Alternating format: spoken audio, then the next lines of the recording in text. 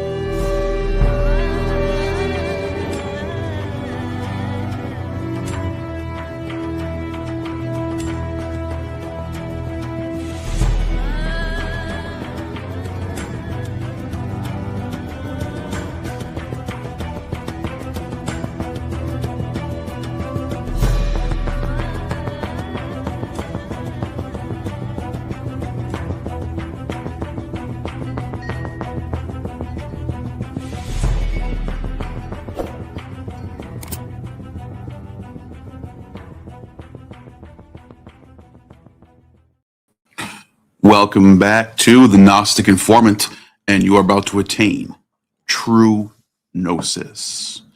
And tonight, I'm going to give you guys a little bit of a glimpse into some of the stuff that I'm putting together in the book that I'm writing, in particular, a chapter about the mysteries, the one I'm working on right now. The secrecy of the mystery. And what can we, because the ancient mysteries were secret, I mean, that's literally what the word mysterion means. It means secret. We think of the word mystery today, we think of like a mystery novel where a detective has to figure something, like some sort of I mean, that's where when we think of the word mystery, we think, what's a clue? The clue to figure out, to solve the mystery. But the word ancient mysterion, the Greek word mysterion, meant secret. In fact, let me go to Perseus Tufts and just kind of show you what I mean by that. Mysterion. And is it, hold on one second. Mysterion in Greek. And I got some sources that I want to show you. And you're gonna like this. You're really gonna like this. So I think Perseus Tufts is glitching out already. Let me see. Go. Oh, here we go. Okay, we're good. All right. You know how Perseus is. You have to like, oh, it brings up a new freaking page for you. Like you wanted that. Okay, so here's Mysterion. LSJ. Mystery of a secret, right? Let's see. Secret revealed. You know. Religious or mystical truth. So when that's another thing I should say about that. It's not just the secret. It can be just a mystery. A mysterion can be just a regular secret. I think that's what the middle Adele says. Mystery, any mystery or secret, right here. That's what it usually is used for. However, the word mysterion could also be religion. Like the mystery, when sometimes people said the mysteries, they meant the religion, the mysteries of Isis, the religion of Isis. Like it's like a synonymous word that could be secrets of Isis, religion of Isis, the secret doctrines of Isis. That's mysterion. And so the reason why I wanted to talk about that before I even bring up any of my sources is because and notice how it says right off the bat, it says, of the mysteries of the Kabiri in Samothrace, especially those of Demeter at Eleusis. Those are the oldest two. These are the Bronze Age very antique religions of Greece. Like, you can read Greek sources. You can read Herodotus, and he's writing in around 450 BCE. And even he's like, oh, the mysteries of the two goddesses at Eleusis is very ancient. It goes all the way back to the beginning, when Pelasgius was the first formed man or something. Like, I'm just kind of made that up there. But it's something along those lines of like, yes, they all understood that the mysteries of Eleusis was super ancient, and Samothrace was even older. So this is actually key to what I'm about to show you, because sometimes you can find answers to this stuff in the weirdest of places. And imagine for a second, let me set the tone real quick. Imagine for a second the world, there was some sort of cataclysm, just it's hypothetical, just bear with me. And all the knowledge was wiped out. No one knew anything anymore. And the only thing, we only had very few sources survive. And we're trying to piece together what culture was like in the world that we're in right now for like the last 2,000 years until today. So the world of Christendom and whatever you want to call it, Islam and Judaism, Hinduism, like all the cultures that pervade us today, that have been pervading us for the last couple thousand years. That's all wiped out. But imagine you found the life of Brian. You know what the life of Brian is? Let me show you.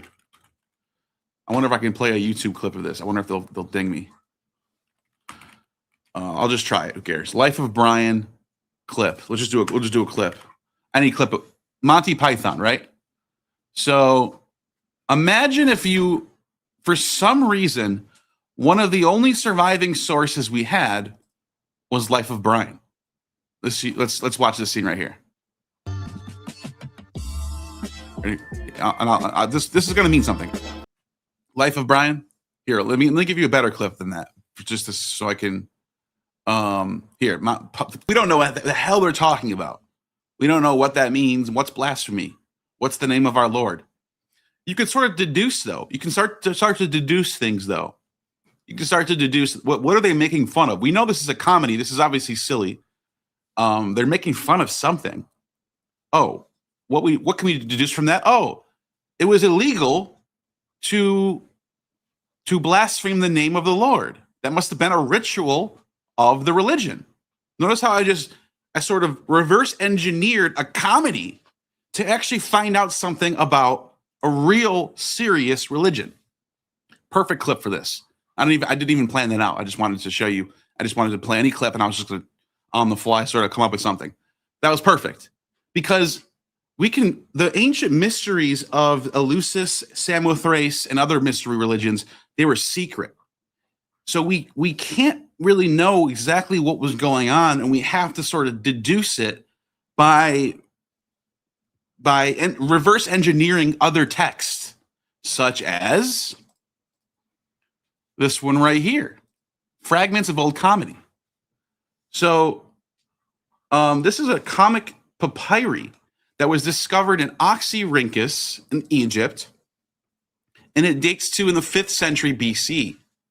We don't even know who wrote it. It has no name on it.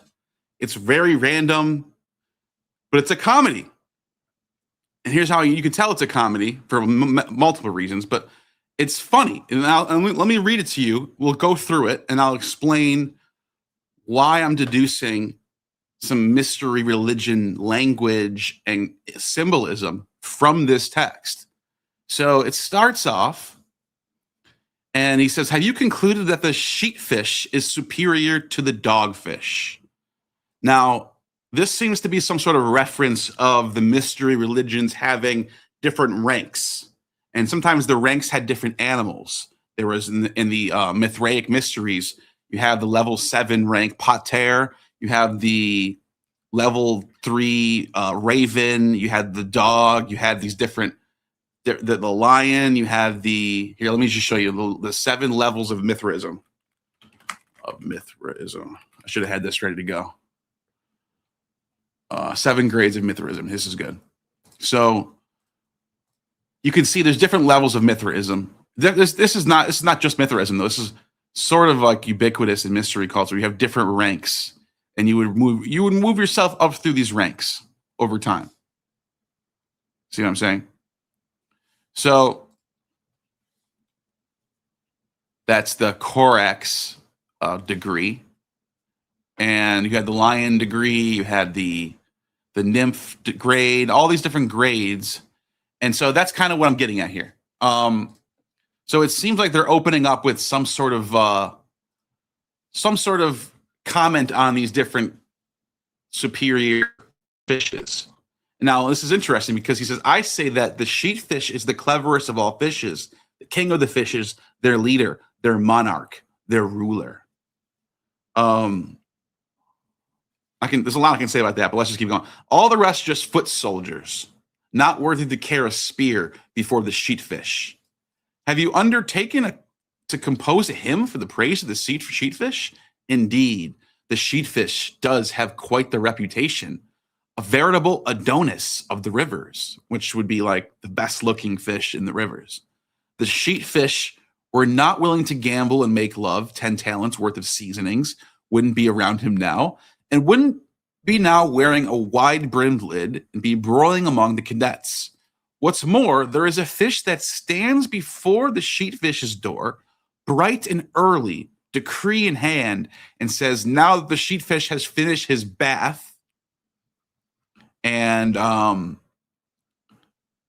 let me come back to this actually. Going in, did Mads get all the way in what they're asking for? The sea bass from the rocky quarter have had their audience so to catch pigfish from nets. Isocrates has never composed such a hymn of praise about Helen as you have over the sheatfish. But what's the discourse? It is certainly not worth wondering about. You poor fellow, a voyage to the sheatfish is not for everyone. It's not for everybody. You must, now this is important, a voyage to the sheatfish. That's an interesting phrase you got going on there. Because when you were initiated into the mysteries of Eleusis or Samothrace or the mysteries of Isis, you had to go and travel to the Hierophant. Hierophant is like the ruler of the mysteries, the high priest of the mysteries. And you had to go and travel to this person to become initiated, often selected. And you had to pay a heavy amount of money to do this. The mysteries was not free. It cost money. Money was involved. You can mad at me all you want for that. It's true. It says, you poor fellow, a voyage to the sheatfish is not for everybody. You must, this is where the mysteries come in. You must first be enrolled and initiated, right? Must first be enrolled and initiated into the ranks of the children of the Siluthracen mysteries. It just says Siluthracen. What? So you're probably like scratching your head, right? What? Siluthracen? What the hell is that? Siluruthracen. It says Siluthuthraxe. Siluluthraxe. Thraxe. Silurothraxe. Sorry. Silurothraxe. What does that mean? Well, that word siluru is that cat, the sheatfish they're talking about. That's what the word is. It's the catfish. It's a Nile catfish. I looked it up. It's a type of Nile catfish. So the comedian, the person who wrote this text is doing a spoof. So, you know, like you guys ever seen the movie Scary Movie? Well, if you watch Scary Movie and you didn't know about the movie Scream, or I Know What You Did Last Summer, or you know, the various thriller movies that the Scary Movie comedy is based off, you would have no idea what's going on. You'd be like, why is that guy wearing a weird white mask? And why is he chasing everyone around in a black costume? What is going on? I'm confused. But if you saw Scream, and I Know What You Did Last Summer, and all those other thrillers from the late 90s, early 2000s, you would be laughing your ass off because you'd be like, oh, this is a spoof. They're spoofing the thriller movies. Well, that's exactly what's happening here. They're spoofing the Samothracian mysteries, one I already described before I started this. But he's calling it the Silurothracian mysteries. This is just fucking around here. And what does he say? And learn how it shall be boiled You must undertake the washing. And I said I was going to come back to this. That's the baptism. That was one of the things when I was my early videos that I've done, when I've talked to scholars on the mysteries, one of the most common things you would find in a mystery cult was some type of baptism, some sort of ritual washing. And when I say baptism, I'm not anachronistically throwing on a Christian term. That's the word they would use. Baptize means to dip into water. That's the word they would use. In fact, I'm going to show you an actual Baptist cult, an actual pagan Baptist cult in just a minute, and probably just a couple more sources from here. Maybe the next one, I'll show you guys that one, but I'll get to that. Their baptism was a big deal. That baptism is not a big deal in Judaism. Big deal in paganism. Big deal in mystery cults. Big deal in ritual washing and washing your becoming reborn and that type of thing. So he says you must undertake it with the washing, and he says, and you must do it with musical accompaniments, musiku of the music. You must do it with of the music, and you will do the washing. He says you'll do the washing, and according to the recipe, with light sprinklings of salt, fledging lightly with the dark blood of a razor clam, and five dam streams from a 5 times victorious foundation. Now there's a joke in there. The joke is the amount of times being dipped in the water. Now normally it's 7. If we pull up, let's see, if we pull up, what's his name? Apuleius. Let's go to Apuleius, Metamorphosis. Watch this. 7 times. So watch this. He gets baptized, and Apuleius is a story called Metamorphosis about a man who starts turning into a donkey. Smart. This is the story. He starts turning into a donkey, and to save himself and be reborn again, he has to get initiated into the mysteries of Isis. So what happens? It says, desiring to purify myself, I went in at once to bathe or baptize in the sea, plunging my head under the waves 7 times, because the divine Pythagoras had declared that number to be especially appropriate to religious rituals. Then, my face covered with tears, I prayed to the mighty goddess, Isis.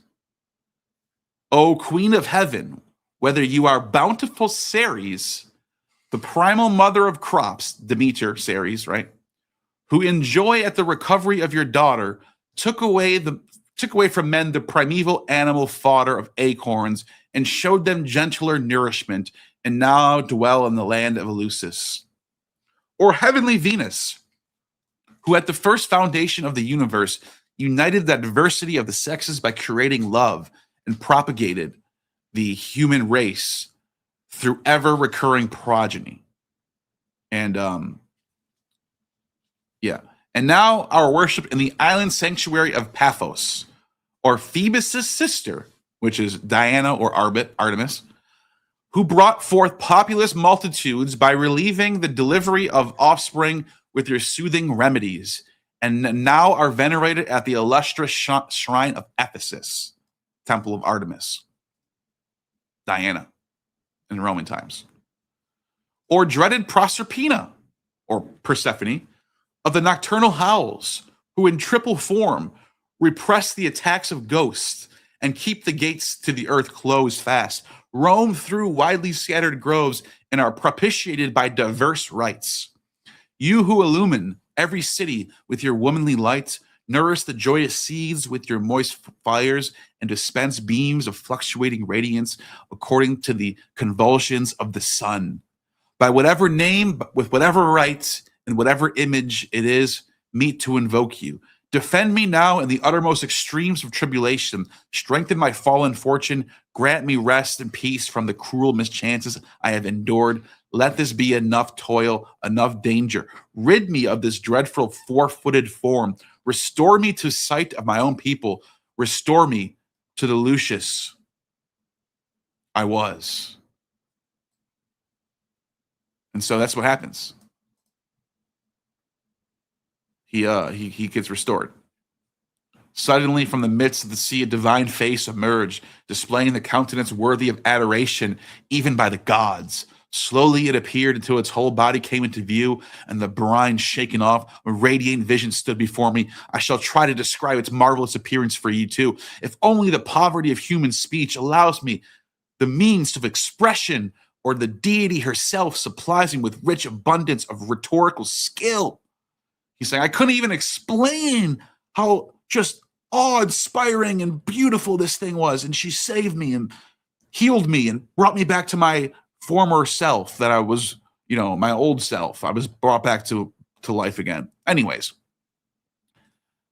back to the comedy. Now you understand the baptism. You understand what's going on here.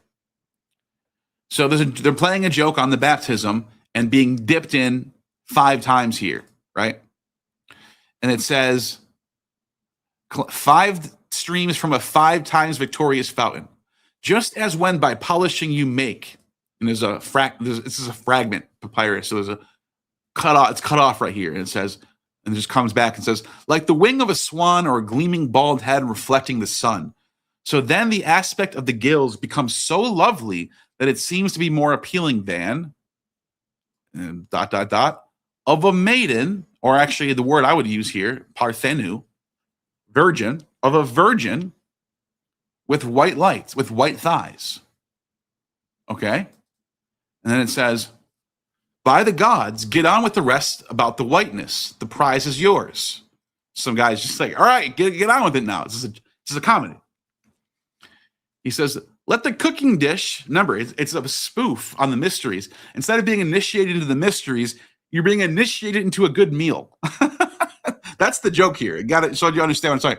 Let the cooking dish now be brought into the arms of 5 cadets. Make it as round as a house steward's girth and as deep as a diver can dive. With the addition of a fresh fig leaf and all sorts of seasonings, many layered onions, garlic, and branches of marjoram, the salty stream of Nereus, and dark water from a spring. Take vinegar, sharp and subtle, like the mind of a treasury official, from a deep jar. Now, this is the part that I would contest the translation here, but I'm just going to read it real quick. From a deep jar with the image of the bull-faced maiden,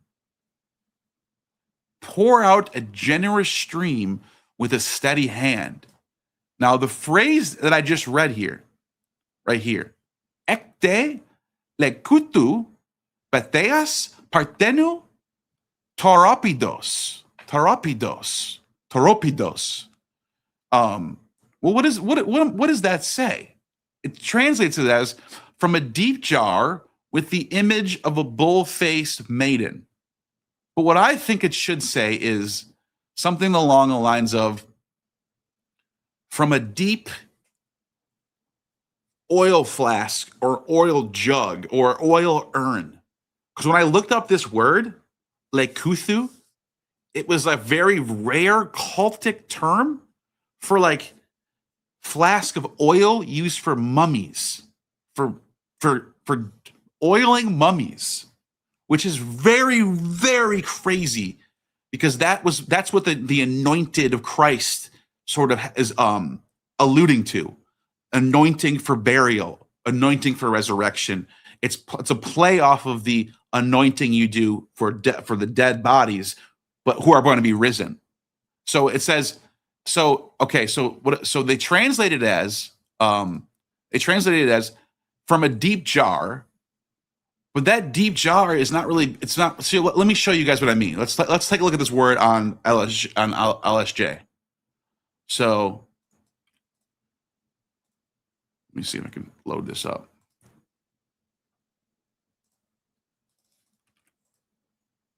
Now LSJ is not working again. That sucks.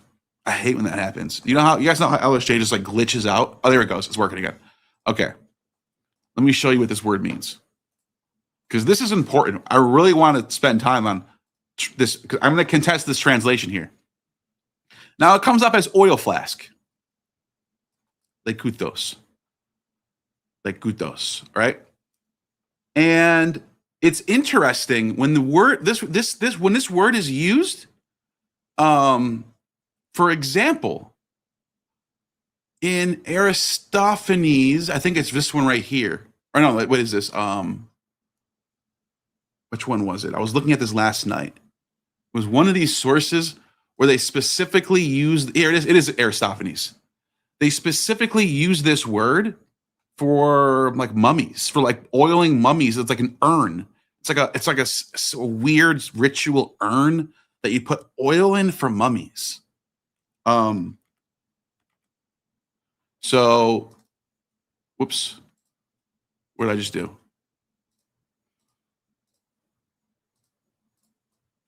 So let me show you what I mean right now. Here, this is Aristophanes right here.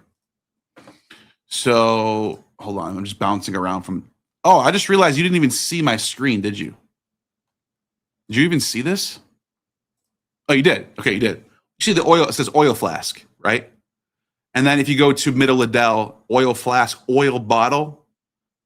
But notice how it's always something that contains oil, right? Always. Oil flask. It's in the Odyssey. Well, let's just look at some of the usages of this word. For example,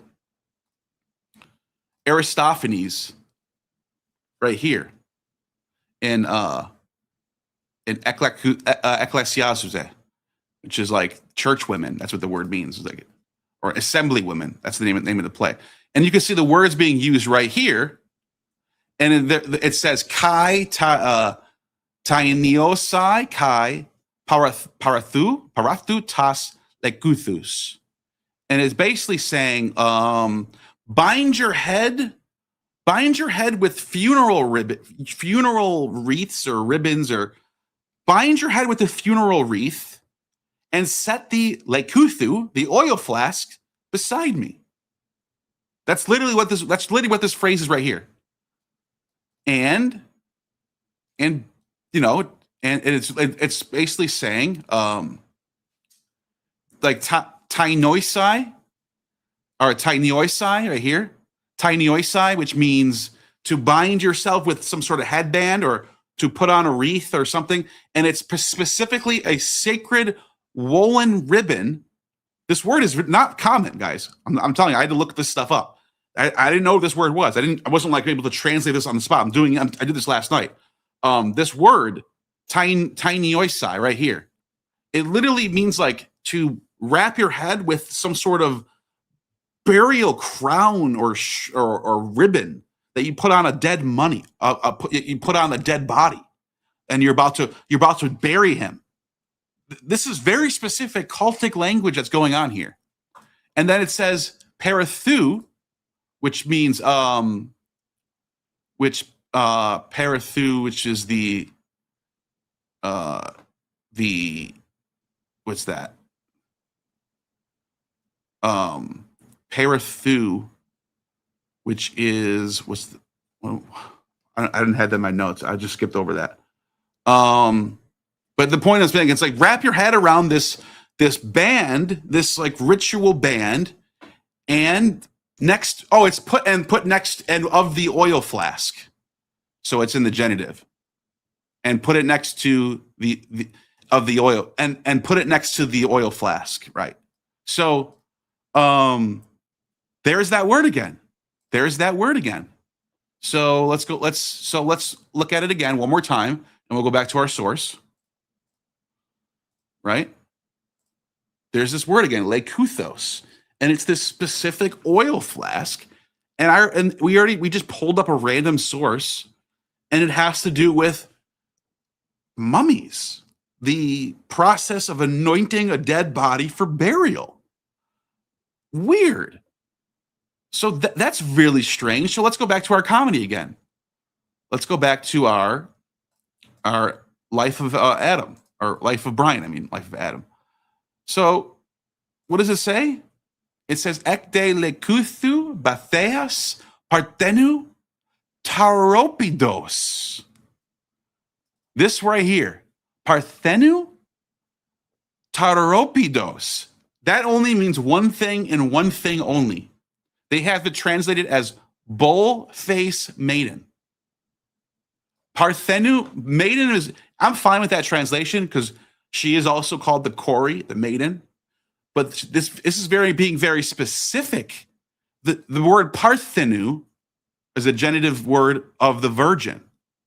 So the image of, so give me a ritual oil flask for Christing mummies that has the image of the bull-faced right here, where'd it go? Tauropidos, bull-faced virgin. Who's the, guys, do you know who the bull-faced virgin? If you watch my channel and you still don't know who the bull-faced virgin is, then I don't know, then you're not paying, you're like drooling over there. You haven't been watching me. Either you're not watching me or you're like not that, like you know what I'm talking about. It's Isis. Also called Io. I brought up Io to show you. In Greek mythology, Io is the name of Isis who becomes the cow. So it's a very specific mythology of Isis. You see Io as Isis. And this isn't just like Herodotus going, we think Isis is a lot like Io. No. The Greeks would say Isis is Io. They often would say she's Demeter too. So there's a lot of overlap between various goddesses, Isis, Cybele, Isis, Demeter, but Isis and Io is the biggest one. It's the biggest one by far. Apollodorus, when he writes the Bibliotheca in the 2nd century BC, he literally says, Isis, who we call Io. And then he goes on to tell the story about Isis. So this is Isis. And notice how she's got the bull horns. See, the bull horns. She's the bull-headed goddess. And look, they're holding the snakes and they're holding the caduceus. This is very cultic. This is mystery religion, mystery cult. Isis is the major goddess of the mystery religions. See, there's her as the bull right here. That's Io or Isis. So, also Isis is also a cow in Egyptian mythology, not just Greek mythology, but in Egyptian mythology, Isis is very often depicted with the lunar or the bull horns. You know, she's linked with the horns. She's got the horns. See what I'm saying? This isn't just Greek stuff. This is very ubiquitous among Egypt and Greece. Isis she's the heifer. So is Nephthys too. Those two kind of get merged together in a lot of ways in Hellenistic times. So I'm just trying to show you, this is not just me. I'm not just like guessing what this author meant by bull-faced virgin. Everyone knows what this means. No one contesting this. Everyone agrees on this. This is not my theory. When he says bull-faced virgin, he's talking about Isis, period. And guess what? I'm going to prove it to you even further. The virgin gives birth to the divine child. Yes, virgin births. I know you heard Bart Ehrman tell you guys there are no virgin births before Christianity. He's wrong. It's actually in this comedy. That's how much you can find this. There's the whole Io giving birth to Epaphus, which I've talked about on my channel at length. It's a virgin birth. She's called virgin, and she gives birth to Epaphus without any sex. A light flash comes down from heaven. In fact, let me just pull that up. Let me pull that up right now before anyone even tries to think that I'm just making stuff up. Watch this. Before we even continue, let's go to Herodotus. Herodotus. And he says,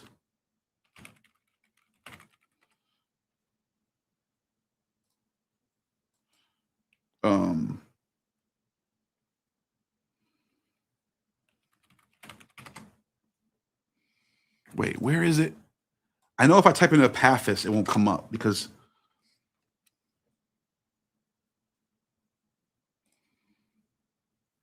He holds that bulls belong to Epaphus.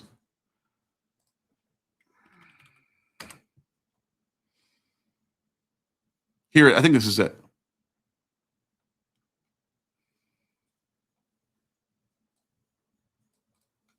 No, that's not it. I got to show you this now. Here we go. Okay, here it is. Memphis, there appeared in Egypt the Apis bull, right? The Serapeum, all that stuff. Who the Greeks call Epaphus, right? Epaphus. This is like another version of Horus in a way.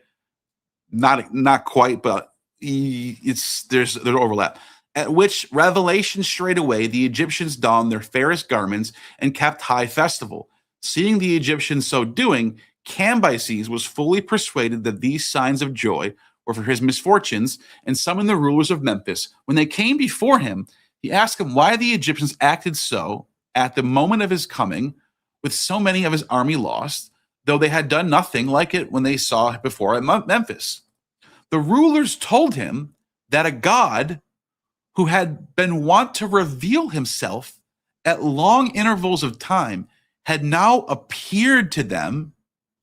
This is an epiphany. This is a very specific thing, a theophany, and that all Egypt rejoiced and made holiday whenever he so appeared. And I argue that this is the roots of the Epiphany, January 6th, Christmas. I get into that. That's a whole, that we might not be able to get into that right now, but I promise you there's good evidence for that. Promise you that. I promise you this is not just me pulling things and making giant leaps. I promise you I can show you good evidence that there is a theophany festival that was already existing in Alexandrian Egyptian religion before Christianity adopts Christmas at that time. Anyways, I'm gonna show you that. If you're watching me, you probably know what I'm talking about. Epiphanius alludes to this in his 4th century text called the Panarion. Anyways, all Egypt rejoiced and made holiday whenever he appeared. At this, Cambyses said that they lied, and he punished them with death for their lie. Having put them to death, he next summoned the priests before him, when they gave him the same account, and said, if a tame god had come to the Egyptians, he would know it. And with no more words, he bade the priests bring Apis. So they went to seek and bring him. This Apis, or Epaphus, this is Horus, the son of the divine child of Isis, is a calf born of a cow, Isis, that can never conceive again. But what the Egyptians say, the cow is made pregnant by a light from heaven, no sex, and therefore gives birth to Apis. Now, notice how this comedy, which is written around the same time as Herodotus, by the way, these are contemporary accounts. Herodotus is talking about this very thing, and so is this comedian. This comedian's cracking jokes about a virgin. He calls her the bull-faced virgin. He calls her the Parthenu Tauropitos, bull-face, Parthenu, of the bull-faced virgin.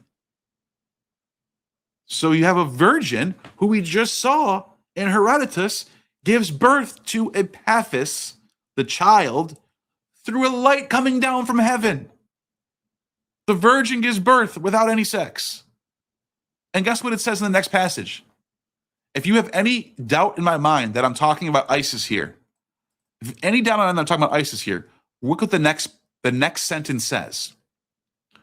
It says, from the deep jar of oil, the image of the bull-faced virgin, pour out a generous stream with a steady hand. He's saying, be generous with this oil, with this sacred oil. Pour it all over the place. And you see this in the Gospels. They're like, oh my God, why would you open up that expensive oil? That was spikenard. What are you doing? And Jesus is like, I'm only here once. Let it all rip. Pour it all out. This is what the comedian's joking about. But the way he's joking is saying, using it as olive oil for a dish, for a food. It's a joke. He's joking about the mysteries here. He's saying, take that deep jar of cultic oil for mummies and shit with Isis's face on it, the bull-faced virgin, and pour it out. Generous stream with steady hand. Lift the jar right out of its legs and turn it upside down. Basically, empty the oil into this thing. When you think it's cooked, remove the lid, stir it, and draw your nostrils. And he says, "This is the kicker right here. Expensive savor, savor it, sniff it, and then say, and while doing so, sucking your finger like Harpocrates." Harpocrates. You guys know who Harpocrates is, right? The child of Isis and Osiris, frequently depicted in Egyptian art, especially in Hellenistic period. His characteristic pose was a finger to his lips. You guys know what I'm talking about, right? Let's take a look. Harpocrates, which means in Greek, Heruparkerid, Horus the child. Horus the child. Silence, secrets, confidentiality. This is a secret. The mystery religions are not to be revealed. This is a secret. That's why Harpocrates is always depicted with his finger. Now, the guy's making a joke. He's saying, the food's going to be so damn good that you're going to want to lick your finger. But he's spoofing. He's spoofing the mystery religion of the secret mysteries. Shh, see him? Shh. Don't tell anybody. This is Phoenician Harpocrates right here. There he is down there. There he is again. Same pose. There he is again. Same pose. And this is Harpocratic Eros, the fruit-bearing love god. This is a very important secret mystery cult god. The fruit-bearing god of love. This is the god you find in Plato's Symposium right here. The fruit-bearing Hippocratic Eros, the divine child, the sun born at the winter solstice, right? What else can we? So that's Harpocrates. It literally means Harpacarid, Horus the child. Now, let's go back to this again. So then it ends up saying real quick before I even finish. Let's go to Isis, Osiris. Let's go to Plutarch, and I just want to remind someone who's here who doesn't watch me that often, how big of a deal this is that Harpocrates is being mentioned side by side with a virgin bull goddess.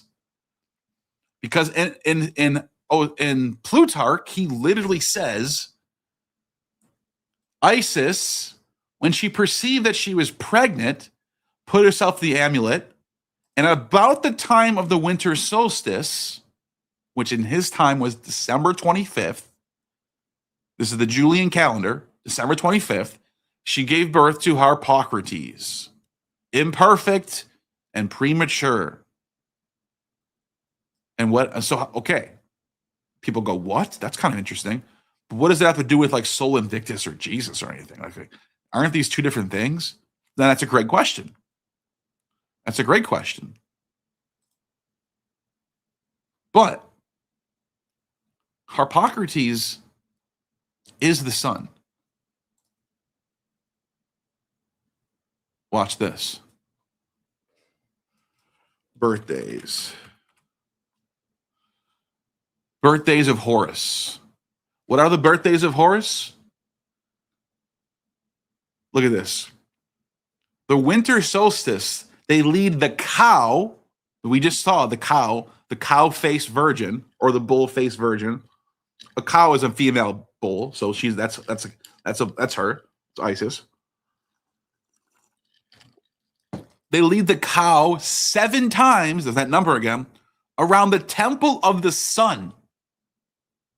And this circumambulation is called the seeking for Osiris, since the goddess in the wintertime yearns for water. Because in the 7th month, the sun completes the transition from the winter solstice to the summer solstice. It is also said that Horus, the son of Isis, offered sacrifice to the sun, first of all, and the 4th day of the month, as it is written on the records entitled The Birthdays of Horus. Every day they make a triple offering of incense to the sun. He's the sun. By the way, where's all the super chats at tonight? You guys are quiet tonight. I guess you all are into what I'm saying. I guess everyone's just listening, you know. But yeah, so that's crazy though. I just think that's we find this. There's this comedy text, and they're ripping off the mysteries, and they're making all these like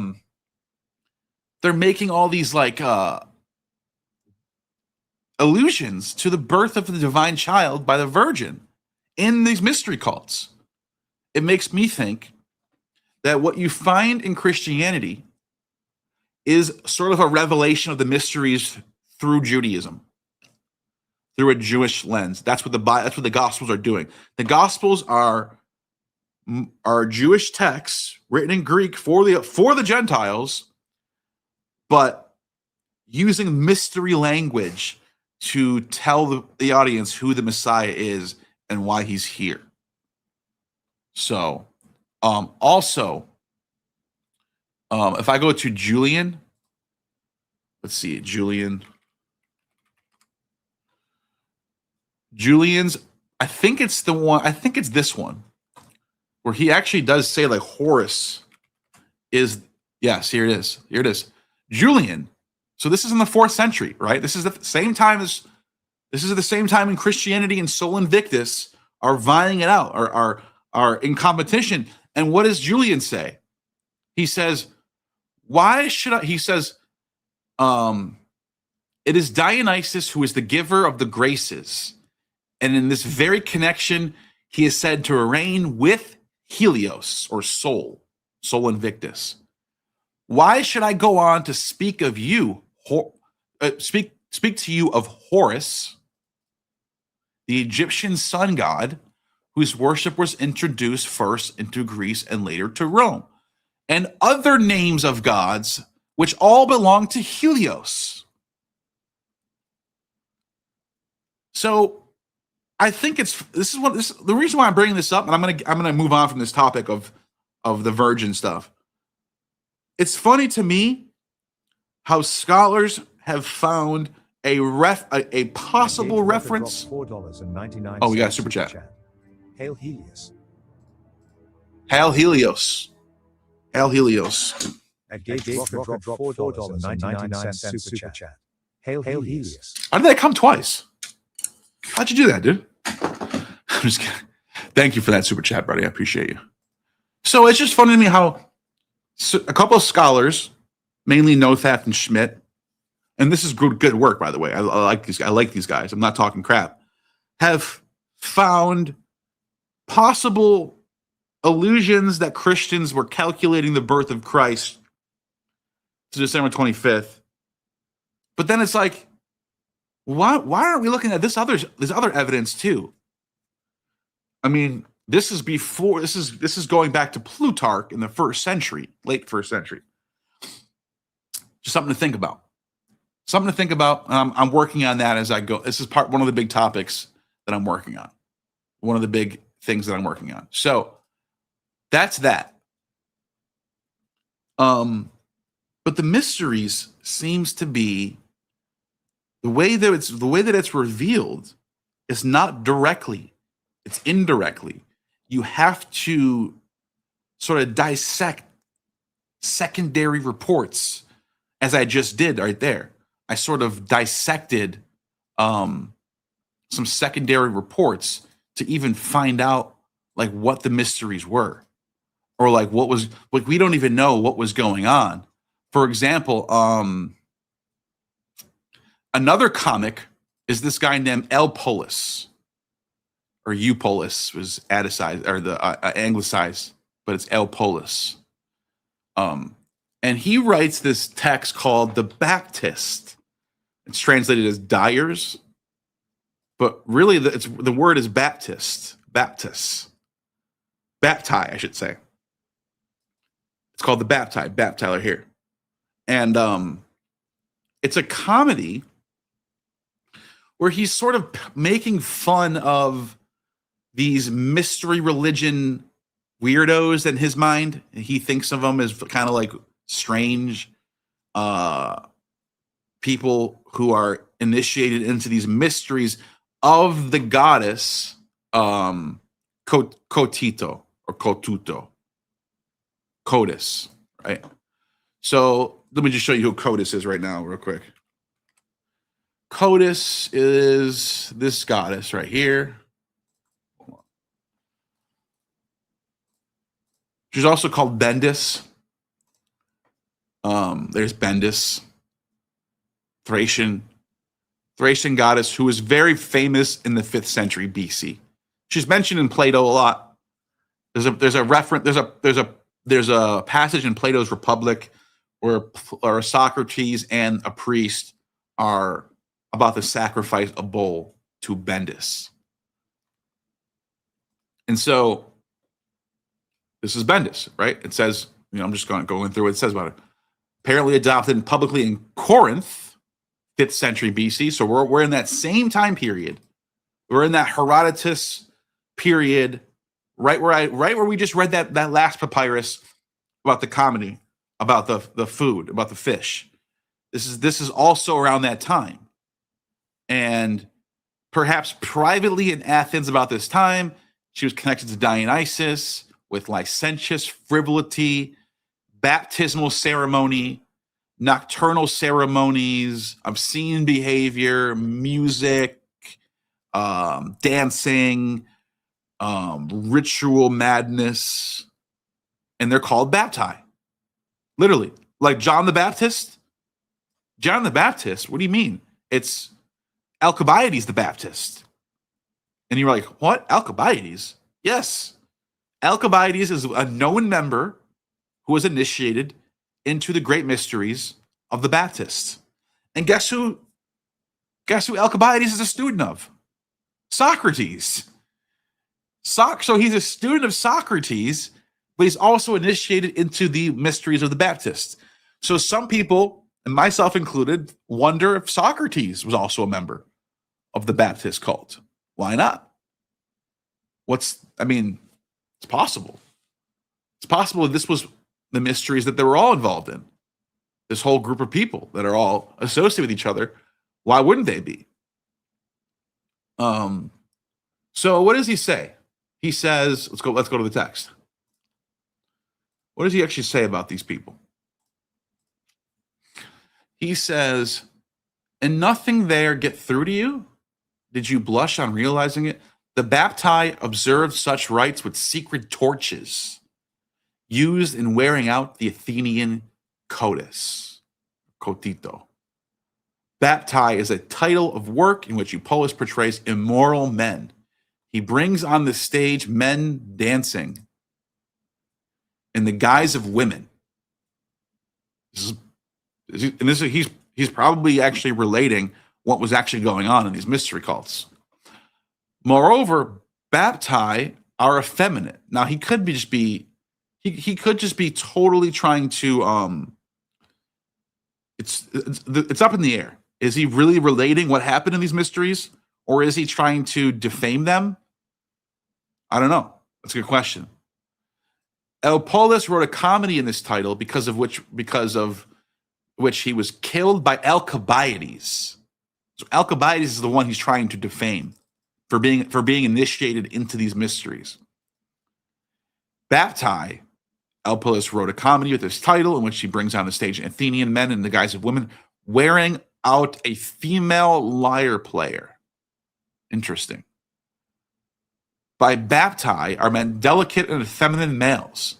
Eupolis and Aristophanes wrote a comedy of this title in which they bring on the stage men, and so it's just repeating the same There's just multiple sources kind of saying the same thing. Let's see if I can find it's the text will start soon.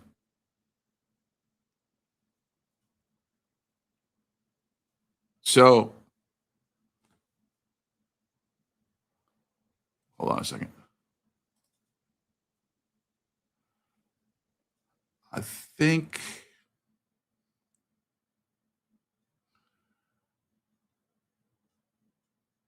yeah, this is it right here. He says, when Eupolus launched a joke against the general Alcibiades, openly made fun of his speech defect, they happened at that time to be at sea with a battle, which was the battle against Sicily, by the way. So it was a big naval battle between Sicily, Syracuse, and Athens. And Athens got destroyed. They got screwed up badly. And right before the battle happened, Alcibiades got involved in some sort of scandal where they were like defacing Hermes. The Hermes are like related to the mysteries. They're like statues of Hermes and of Phallus. And for some reason, they were like destroying them. They got in trouble for this. And then they lost the war after this. I'm bringing it up for a reason, I promise. So he says, oh, here we go. Hold on. This part right. These are like fragments, right? These are fragments. This is a fragment from Photius, Aristophanes, Apollonius, and it says, the treatment I am receiving is unholy by the Mimps, long deserved by the Cabbages. Tomorrow you'll have many fine things there. Their boxes richly crammed full at any rate. These are just weird fragments. Here we go.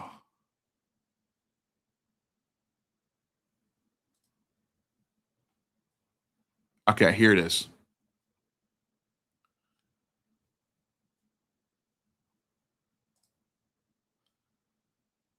Wait, where's the actual text? I think that's not in here for some reason.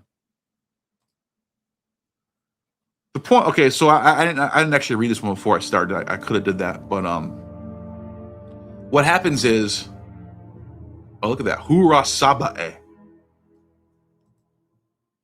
At Gage Rocker dropped $4.99 super chat. Lambda Epsilon Iota Mu. Lemon. Thank you for the super chat. So yeah, this is just like fragments of, but the point I'm trying to make here, I guess all I'm trying to show you here is that Eupolus wrote this comedy, and in doing so, he gives us little glimpses on what some of these mystery religions were up to, and that is baptism, ritual bathing in water. I think I can find it. I think I went too far. Did I go too far? Let me see. Here we go. This is the part that I wanted to read. Bapti. The noun bapti occurs only in reference to this comedy. The verb baptane has often been taken. The verb baptane has often been taken as an equivalent of baptistai, to be immersed. And the chorus is a group initiated into the mysteries of Codus by the immersion of baptism. But a noun ending in tes or tai suggests rather men doing something active, some plural active, bapti, bathers. Hence the frequent translation dippers.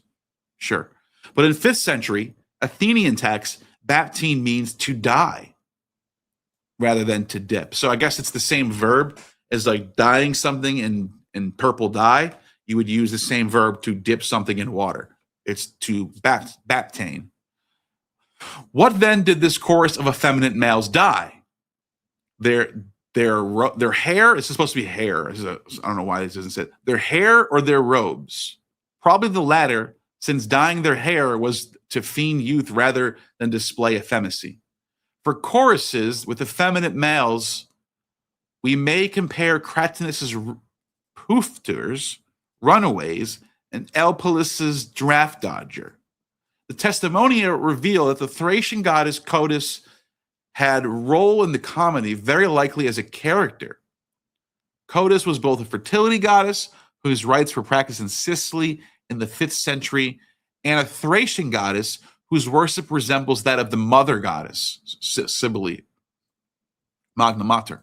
What Elpalus seems to have done is create a comic version whereby Codis's rites at Athens were conducted by gender-challenged males.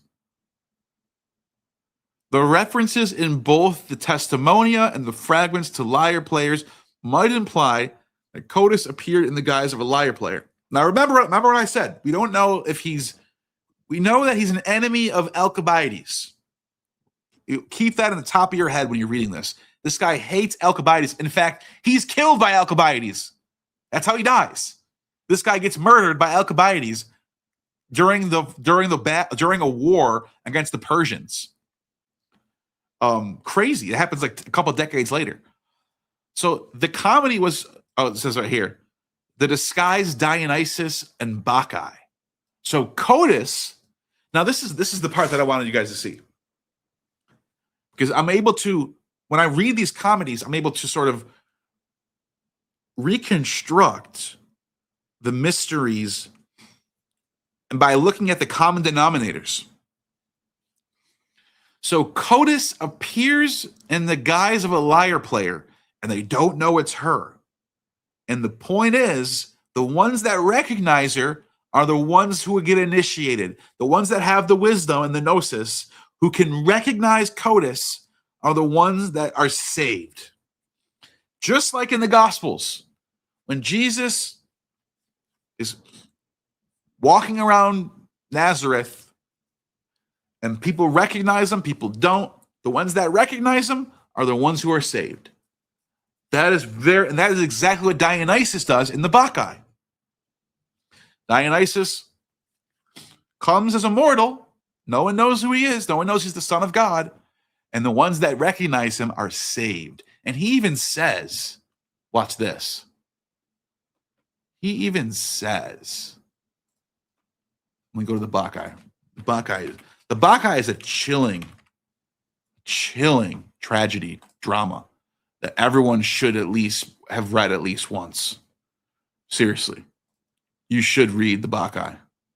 If you go to the last section of the Bacchae, the very, very end, he says something to, what's her name? Agabe.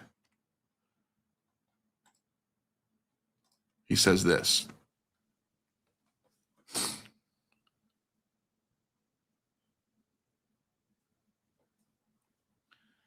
Here, it's right before this.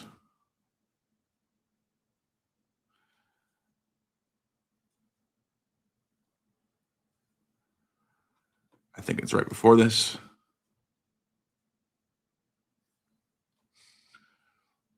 Okay, here we go. Dionysus. Enter the Machaean Dionysus. A change of costume or mask suggests that he is no longer a mortal in disguise, but manifests God. So he's like, the mask is off. You guys didn't know it. Here I am. I'm God. I'm the Son of God, and I'm here. And a lot of you recognize me. Kudos to you. But y'all who didn't recognize me, too late. No, I'm not giving you a second chance. That's what he says. Watch. This is what Jesus does too. Does the same thing. He says, when the hour is too late, there's going to be no sorry. It's over. You will change your form and become a drakon. Right here, drakon. You will become a dragon. And your wife, Ares' daughter, Harmonia, whom you married through a mere mortal, will also take on the form of a serpent. Then at the head of a barbarian army, you will drive an ox cart and will sack many cities with your innumerable host. That is what Zeus's prophecy says. And when they have plundered Apollo's oracle, they will have miserable homecoming. But Ares will rescue you, and Harmonia will settle you to live in the land of the blessed. It is I, Dionysus, who will make this prediction. And my father is not a mortal, but Zeus. It's like literally the god of gods. And if you all had not known, if you all had known how to be moderate and you were refusing to, you would now have Dionysus as your ally and be enjoying blessedness. Isn't that interesting? The word he uses right here, eudaimonion. That's that Aristotelian. It's very close to that Aristotelian. It's a different form of it, but it's eudaimonate and eudaimonate. So it's like being blessed, basically, being of good spirit, of good daimons. You will be enjoying good daimon. Daimons. That's Aristotle's word. Of Aristotle's whole entire project is to seek eudaimonia, to seek whatever Dionysus will bless you with. And he says, you could have gotten there if you were paying attention to my signs that I was giving you. And Cadmus, his uncle, says, Dionysus, we entreat your mercy. We wronged you. He says, I hate this translation, by the way. Late is your knowledge of me. You did not have it when you needed it. So, to break down what this actually says right here, let's see. It says,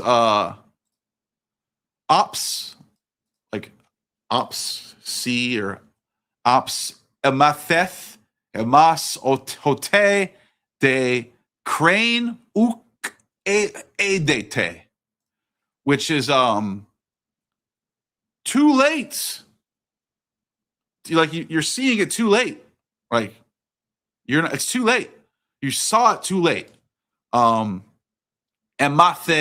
would be you found it out too late. And it was but before when it was necessary. Now it's too late. That's basically what he's saying. So if I was to really be creative with this translation, I would say the hour, when the hour was, you know what I would say? When the hour is too late, gospel. That's from John, I'm pretty sure. What is it? What gospel verse? Mark. Here we go. Mark. This is all over the gospel, by the way. So this phrase right here, when Jesus says, by this time it is late in the day, this is a remote place, and the hour is, no, it's not the same. It's not the one I was thinking of. But anyways, Jesus says something similar to this, where he says, don't wait till it's too late to believe in me, basically. After the time is up and it's too late, I'm not going to give you mercy. You have to believe in me before it's too late. That's what I'm trying to say about this passage right here. I guess that was a weird way of getting there. But the Bacchae. Late is your knowledge of me, and you did not have it when you needed it. That's a weird translation. I don't know why. Knowledge is not even in there. So, yeah, I would say something like, the hour is too late. You should have believed in me before the hour was too late. That's what I would have said in this. That's how I would translate this. And I'm not even saying the word hour is in there. I'm just saying that's how I would. This is a very important passage for the mysteries, is that you do it before. You get initiated before you die. You don't wait till you die. Now, too late. It's over with now. That's the thing that they're trying to say here. And then Cadmus says, but we recognize you now. But you're right. We chastise you too harshly.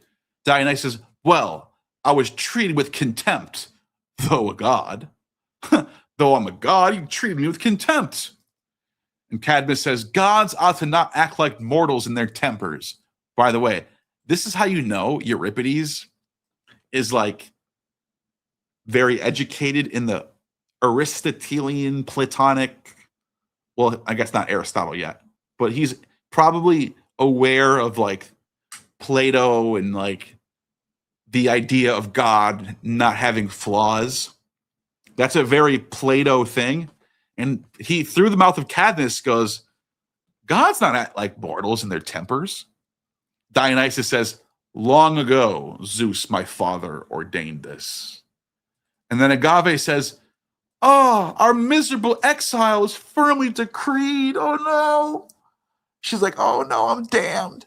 And then Dionysus says, why then do you hesitate to carry out what is ordained? Dude, he's ruthless. He's very much like Yahweh. Dionysus is very much like Yahweh. Ruthless, believe in me, or I'm going to get jealous and kill you type of thing. Like, that's Dionysus, dude. He's a lot like Yah, and that's why he's Yahweh. He is Yahweh. I'm not even just saying that. He's Yahweh. This is a Yahweh right here. And Cadmus then goes, what a terrible misery we have come. All of us, you and your wretches, your sisters, and I, the unblessed, an old man must emigrate to the barbarians. And what is more, it is prophesied that I must lead against Greece an army of barbarians of many races, and my wife, Ares' daughter, Harmonia, in the form of a fierce snake, I must lead her, a serpent myself, against the altars and tombs of Greece, going before the spearmen. I shall have no surcease from misery. Poor man that I am, and will not even sail to Acheron, the downward flowing river, to find rest. Agave, but I, father, must go into exile, deprived of you. This is sad, dude. This is sad. Dionysus is not coming to save the day. He's coming to fucking do some shit. He's coming to divide. He's coming to divide. Cadmus says, why do you put your arms around me, poor daughter, like a swan embracing its white-haired and depressed sire? Agave, where shall I turn? Exiled from my country? Cadmus, I do not know, child. Your father is but small help. This is sad. Are you kidding me? This is insanely sad of an ending. This is totally tragic. And they weep. And then Agave says, terrible is the ruin Lord Dionysus has brought on your house. The house of Cadmus, the Phoenician Cadmus. This is the Phoenician house, dude. It's actually deeper than you think. I'm about to get into this in a second. Let me just finish this off. Terrible was the treatment he had for us, since his name was unhonored in Thebes.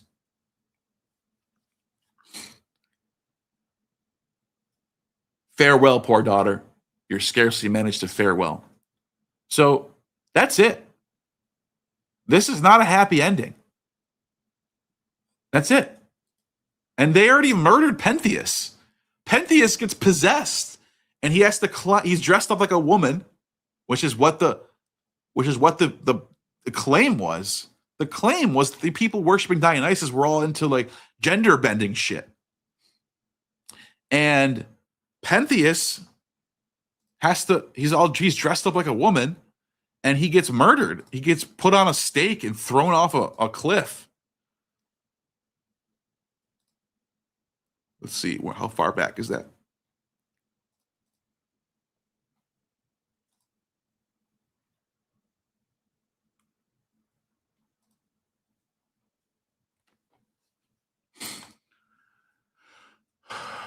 Let me see. It should be coming up.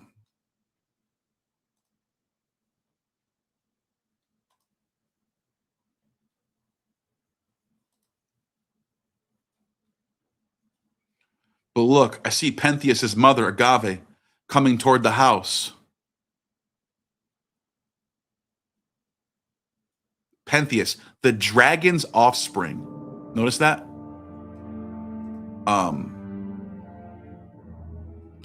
They're talking about it's talking about what's his name?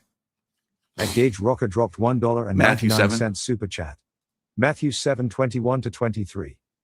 Matthew 7:21. Matthew 7:21. Let me see.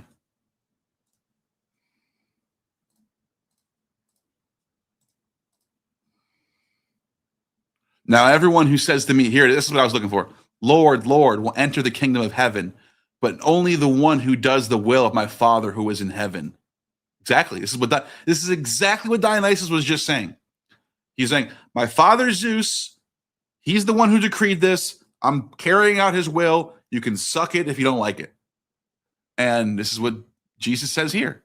The one who does the will of my Father in heaven. Many will say to me on that day, Lord, Lord, we did not prophesy in your name. Did we not prophesy in your name and drive out demons and perform many miracles? And then I will plainly tell them, I never knew you. Away from me, you evildoers. Whoo! Rush. That's rough, dude. This is like, that's rough, dude. So okay. Who is Cadmus?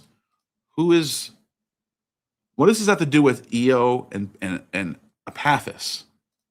Well, check this out, right? Epaphus, according to Herodotus,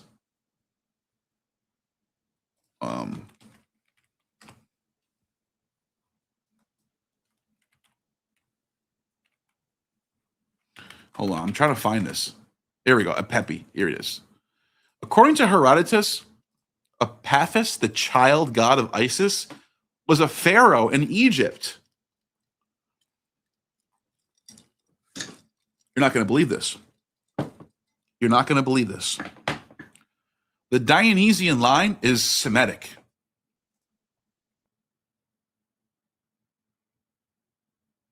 You heard me right. The Dionysian line is Semitic. What? What are you talking about, Neil? Epepi, or Greek Epaphus, was a Hyksos ruler of Lower Egypt during the 15th dynasty.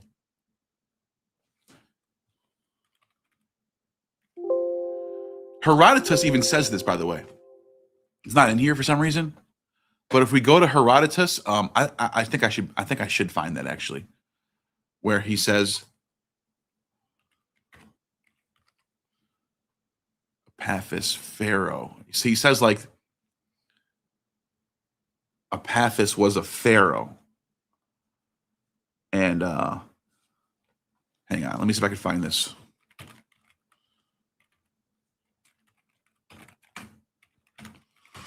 It was understood that Epaphus was a pharaoh, is what I'm trying to say. It might be in Diodorus as well. But as I'm on the screen, you could see Epepi was a Hyksos ruler of Egypt. He was the father of Chachmos, or Moses. Moses. That's literally the name, Moses. Or even, this might even translate to Yah Moses, or like Yahweh. No, I'm not saying that's Yahweh. I know some people might think that, but it's not. It's actually the moon. Now, is there some linguistic secret connection between the moon and Yahweh that no one knows about yet? I don't know. I'm not going to say that's the case. But it's weird. You had this dynasty. You had this Egyptian dynasty are called the Hyksos, and they're connected to this Epaphus character. Let's see. Which one is it? Is it Manetho that says this? Manetho.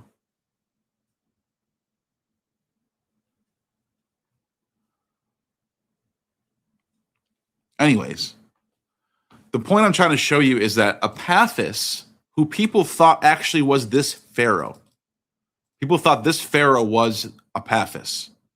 And by the way, he ruled for a long fucking time, dude. 33 years, 35 to 40 years. That's a long time. That's a long time to be ruling Egypt. So you're going to have some cults named after you after that. You're going to have some religion. You're going to have some legend. You're going to be famous. And that shit's going to trickle down into the culture of later times in some way. When you rule that long, You did yourself a service. You are immortal. His son's Yanasi. This is all interesting to me. I'm just like looking through this right now. I'm like, we're all looking we're all just seeing this together on the fly. Dedicated to the god Seth. Isn't that interesting? So these Hyksos were worshippers of Seth, who's also called Typhon by the Greeks. They refused to worship Osiris because they wanted to, worship a different god. They wanted to have a different pantheon. They wanted to be different. But what I found interesting about this is if you go to Prometheus, Aeschylus' Prometheus Bound,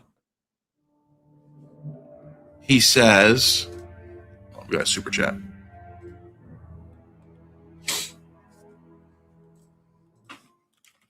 At Smilstill dropped $5 super chat. So, how do we know Egyptian Meret and Hebrew Miriam are connected, but not the Jacob from both places? Hold on. What did you say? Let me read that again. How do we know the Egyptian Meret and Hebrew Miriam are connected? But that's a good question. Because the root, the Afro-Asiatic word, because Hebrew and Egyptian are both Afro-Asiatic languages, so they have a lot of connected words that are cognates. Mer means like blessed. Miriam means like blessed or whatever. Yah is a word that means the moon. Yah and Ra. Ra, sun. Yah, moon. Yah and Ra. Those are the two eyes of Horus, or the two eyes of Osiris, I think they say. I think it's both, actually. The eyes of God are the sun and the moon, Yah and Ra. And the Hyksos pharaohs, their names are related to the moon. So they have that Yah root in there. What happens is, later on, when Yahweh starts to appear, he has a different spelling. So I'll show you exactly how we know this. This is a great question, by the way. And I always struggled with this question. I was like, there's no way that you're going to tell me that these Hyksos fucking rulers who have Yah in their name and they're Semitic aren't worshiping Yahweh. I was like, what am I seeing? What am I not seeing here that everyone else is? I go, what? I'm like trying to figure out that how is this not the case? And it's actually very simple. So when you look at the names of, for example, I guess we can do Yanasi. Let me see if I can do Yanasi. Let's do Yanasi. So the name Yanasi, or you know what? Let's do like Yamos. Like here, Yamos.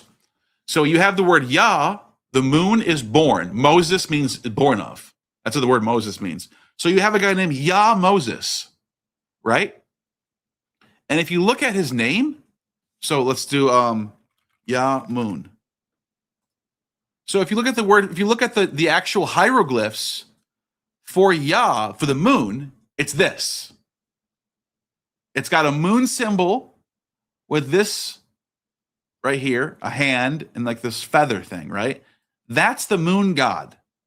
That's how you spell the moon god. That's how you spell Yah. Now watch this.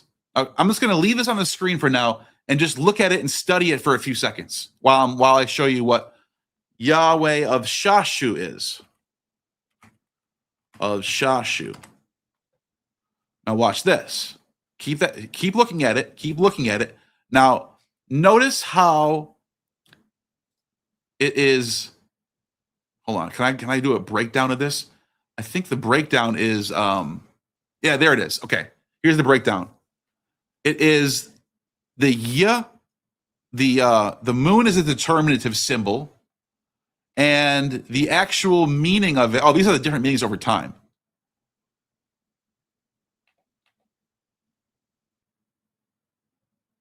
So the hand, I believe, I'm guessing here. I believe the hand. Oh no, it is right. The hand is ah. The feather is the ya, the y, the I or or ya or j or j. I guess it's the yod is the feather. The hand is the A, the alpha, and the H is this. So that's Ya. And this is a determinative for the moon. That's the whole entire. So you actually don't even need this. So this is how you spell Ya. E-A-H, I-A-H, or Y-A-H, Ya. This is the determinative that tells you it's about the moon. So it's literally telling you twice, Ya, the moon, Ya, the moon, right? Okay. Now, and look at, these are different variations of the spelling of Ya. Notice how they all mostly have a feather and an H. Ya, Y-H, Y-H, Y-H, Y-H. And then this one has the moon symbol, right? That's how you spell Ya. That's how you spell the name for the moon. Now check this out. Check this out. How do I know that Yahweh is different now? Because look at this. They have the same yod. It's a double. It's a stronger 2 Y's. You have 2 of the Y. It's a stronger Y. And there's a different symbol for H. And then it has a W, which is this symbol, a W. So it's Yahweh or Yah-O. I think it's pronounced O. Yah-O or Yah-O. Or Yah. Yeah, like a vowel. It's a vowel, like a U. Like Y-H-U, right? So Yah-O. That's how you spell it. And this just means Shashu. That's the name of the nomads, the Shashu, the land of the nomads. So their spelling is not the same. And also, there's no moon determinative here. There's no moon determinative here. So it's no longer the moon god. It's not the same god. It's a different god with a different spelling that just sounds the same. And I know people still, I know someone watching this right now who still was like, nah, they got to be connected somehow. Look, fair. I'm not, don't get mad at me for this. I'm just giving you what the people who actually know this language are pointing out. It's spelled differently. One of them is about the moon particularly. One of them is literally saying moon god Yah. The other one is saying different god named Yah. Different determinative, different spelling. It's not the same. Does that make sense?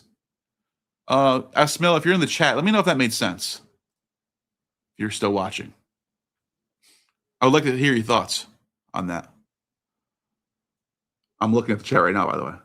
You think that, like, you still think that? I'm wondering if that's Yahweh. Yeah, like Yahweh. Exactly. Yeah, Yahweh or Yahoo or Yahweh. It's a different spelling. It doesn't have the same spelling. That's the argument that scholars say of why Yahweh is not the same as the Hyksos moon god. So, anyways, with that out the way, I wanted to show something else too. Because Epaphus was thought to be the ancestor of Dionysus. And this is actually laid out in is it in Diodorus? Let me see. I know what's his name. Aeschylus does this. Aeschylus and Prometheus Bound. By the way, we're going to get into Aeschylus for a little bit too, because Aeschylus gets arrested and put on trial for revealing the mysteries in his plays. It was illegal to reveal the mysteries. Aeschylus was revealing the mysteries in his plays, and he got arrested. And another thing Aeschylus does is he talks about Epaphus. And he says to Isis, Isis is Io, and he says to her, the sea will be named after you, Ionian, after Isis, Ionian, and all mankind will have a memorial for your journey, and you will have this as evidence. Prometheus is giving a prophecy. The rest I shall tell you. There's a city called Canubis. I'm talking about in Egypt, Canubis.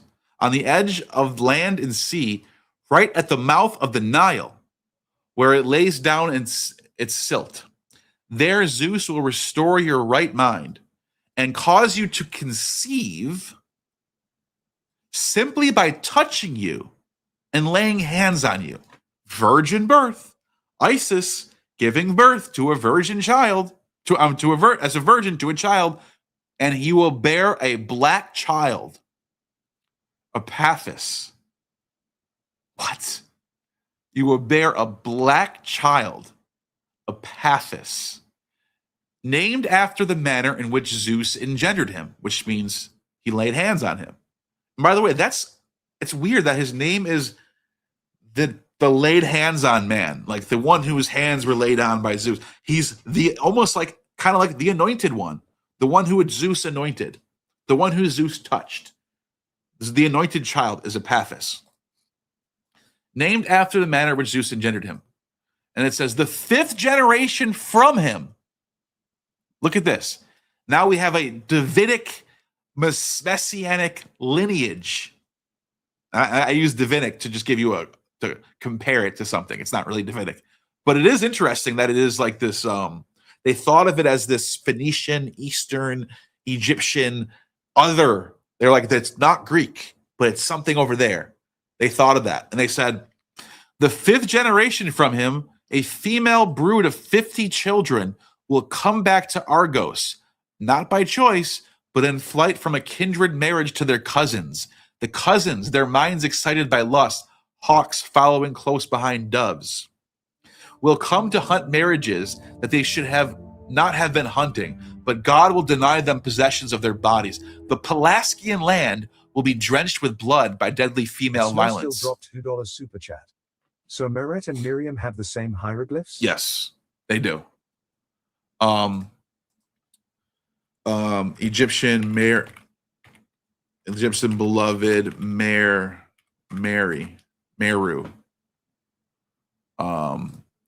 Beloved. Here it is right here. I'll show you right now.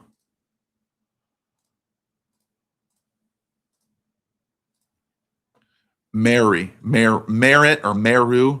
It just looks like this. That's like the M. This is the M, I believe. And then Mer right there. See MR? And that's the Mary. It's literally Mary, actually. That's interesting. And it just means beloved. That's it. Look, one possible spelling. That's it. There's only one of them. There's not a whole bunch of them. There's only just one. So that's pretty cut and dry. There's one spelling for Mary. There's multiple spellings for Yah. And they're different. There's different Yahs. The point I'm making is there's different Yahs. There's a moon god called Yah, and there's another god called Yahweh or Yah-O. Yah is not Yah-O. You have to add another whole other. So it'd be like saying, is Hercules the same as Hermes? They both start off with Her, H-E-R, but then the endings aren't the same. So it's like they're not the same, even though they look similar. That's what I'd say about Yahweh. Yahweh is not the same as the moon god. There might be a connection, maybe, but I don't know how you can. I don't know. That's a whole other topic. At Jimmy or 187 dropped $10 super chat. Cool face emoji. Thank you. Appreciate you guys tonight. And so, okay, back to this text right here. There's this line from Egyptian Isis, who gives birth to this divine child Apophis, and 50 children, brood of 50 children, right? And he says,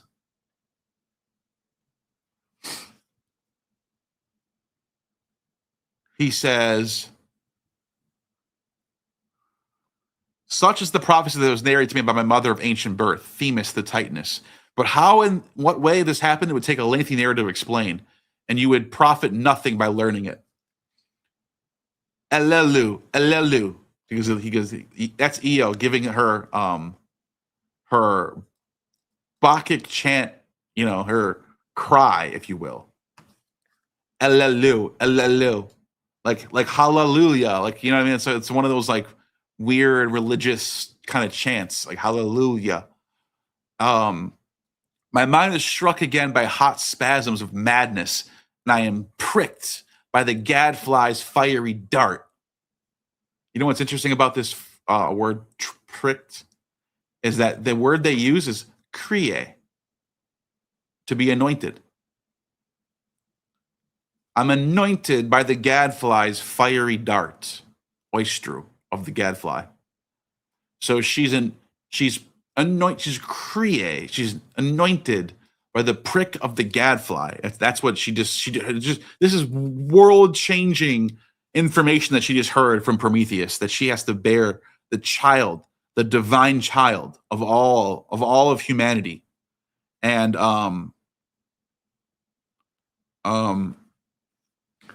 wait, which text is it that reveals that Apophis is the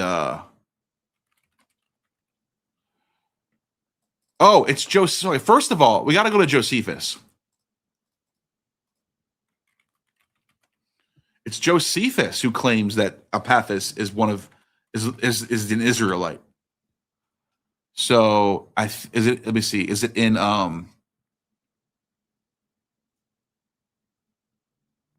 I think it's against Apion. Let me see.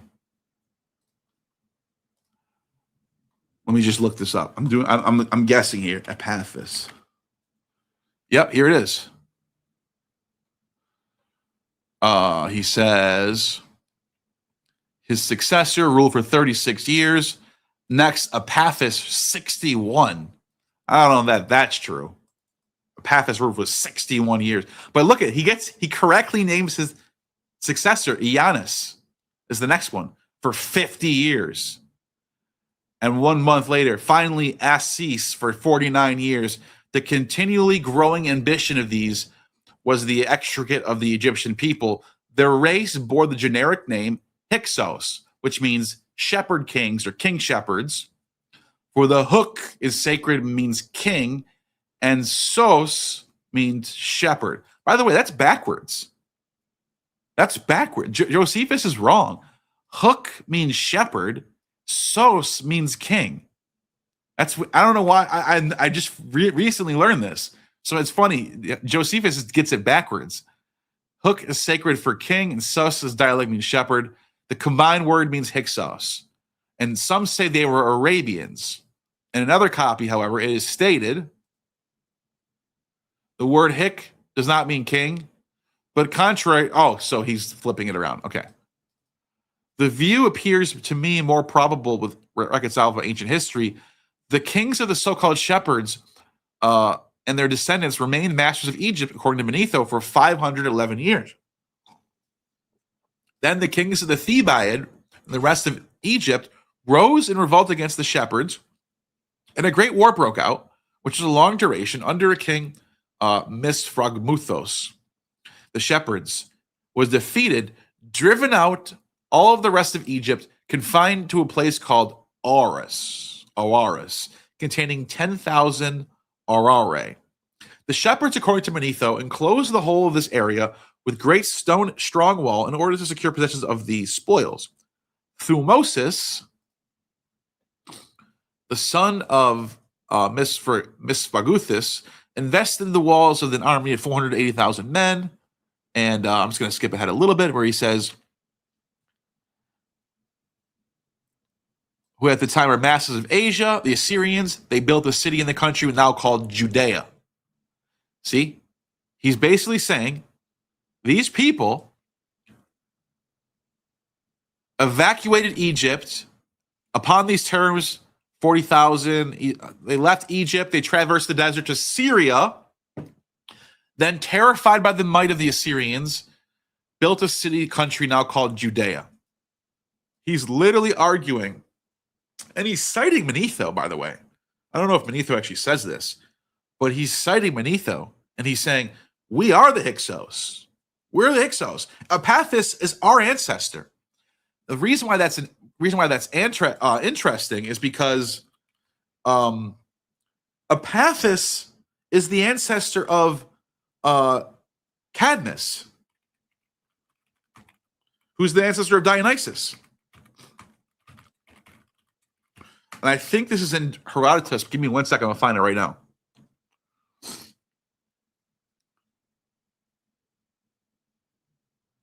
One second. This is in Apollodorus, Euripides. Oh, it's in Phoenician Women, I think. It's in Dionysiaca. That's right. It's in Dionysiaca. That's right. We can find it right there. Watch this. Nonus. Where's Dionysiaca?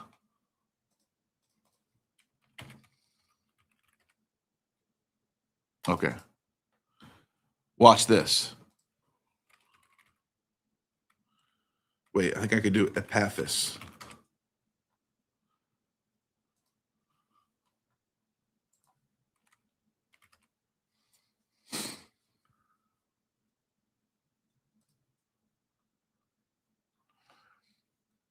He says, Egyptian Demeter, my stronghold, my strong-horned Io, which is Isis. Egyptian Demeter is Isis. Scented vapor is carried around fragment breezes. Therefore, she brought forth Epaphus, the toucher to Zeus, so called because the divine bedfellow with love made touched the invalid breast of the heifer child of Inachos. Epaphus, the god begotten, was father of Libya. To Libya's power came to Poseidon on his travels, migrating as far as Memphis. New member. Thank you for joining. Appreciate you.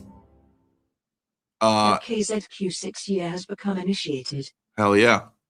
In search for Epaphus' maiden daughter. There the girl received denizen in the deep. And he says, here we go. Family of children as many as 5, and Phoenix, who went abroad and flitted from the city. He traveled to Thebes after Memphis, to Assyria after Thebes. Then there was wise Egyptus, or Egypt, who lived on the Egyptian soil, ill-fated of many children. And he had sons, Danaos, who went abroad. And he said he eventually gets, oh, here he goes. Then he says, that such was the tale of Cadmus and the cloistered palace, the words. He basically says the counterfeit bull traveling the Tyrian surf, the ravisher of the Sidonian. So he's saying the line that the bloodline from Isis all the way down to Dionysus goes through Epaphus, through a bunch of other people, eventually gets to Cadmus. Cadmus is the father of Semele, and Semele is the mother of the second birth of Dionysus. So that's crazy, isn't that? Isn't that kind of crazy? I think Apollodorus talks about this too. If I can get into that real quick.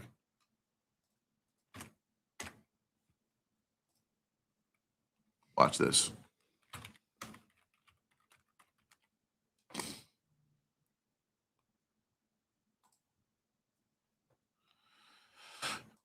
He says it right here.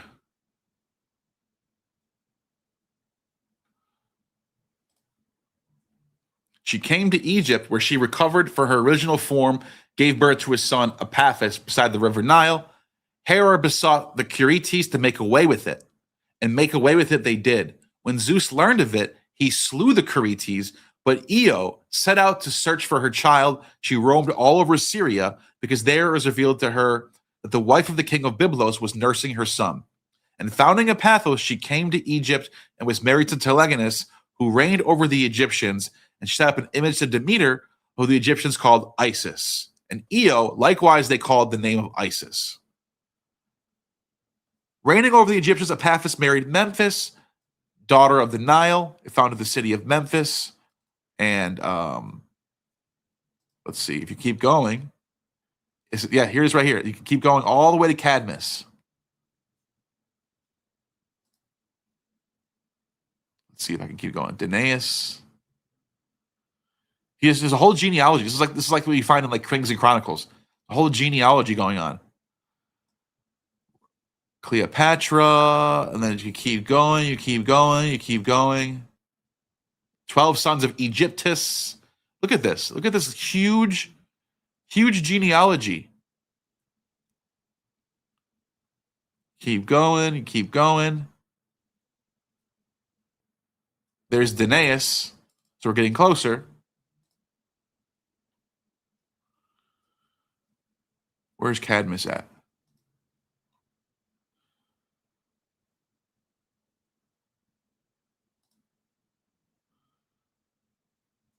Wait, where's Cadmus at? Kind of confusing here.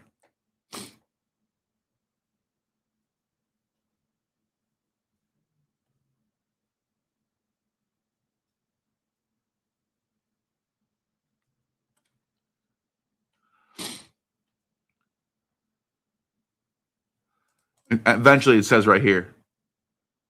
Agenor went to Phoenicia, marrying Telephassa, begot the daughter Europa and 3 sons, Cadmus, Phoenix, and Cilix. But some say that Europa was a daughter of, not of Agenor, but of Phoenix. By the way, Europa is not the progenitor of the Europeans in this story. People make that mistake just based on the name Europa. But Europa she's not the progenitor of the race of Europe in this story. She's a particular character who travels to, her name means like far and wide. That's what the word Europa means. They share a name together. Because it says right here, on the disappearance of Europa, her father Agenor sent out his sons in search of her, telling them not to return until he had found Europa. So there's the myth of the missing Europa, and it has nothing to do with her being the progenitor of the race of the Europeans. That's something people just assume for some reason. All right, so I wanted to continue on this. I wanted to go to another thing that we're just talking about Aeschylus, right? Aristotle mentions something here. He says right here.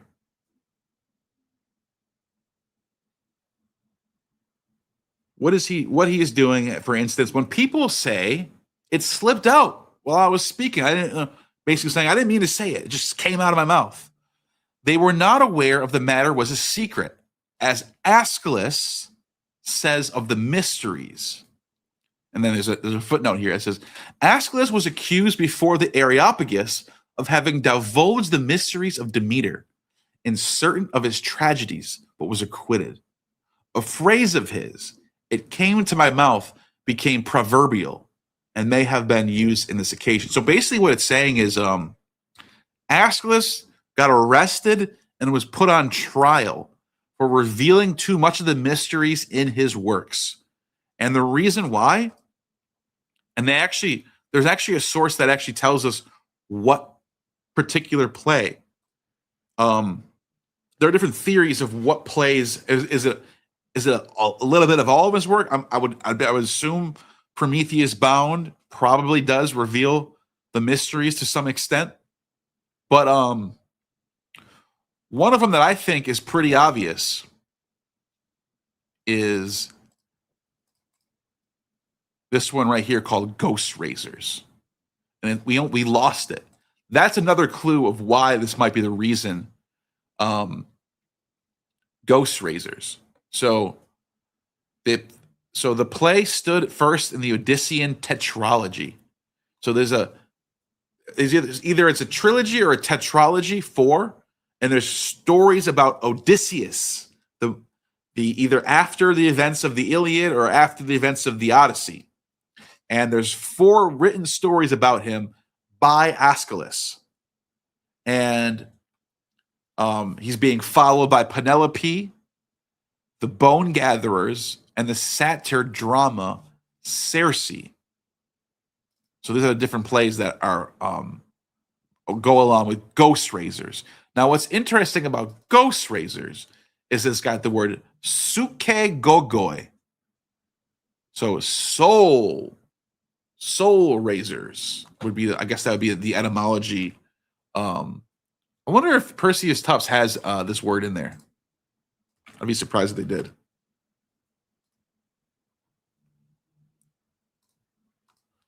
Oh, it's not working again.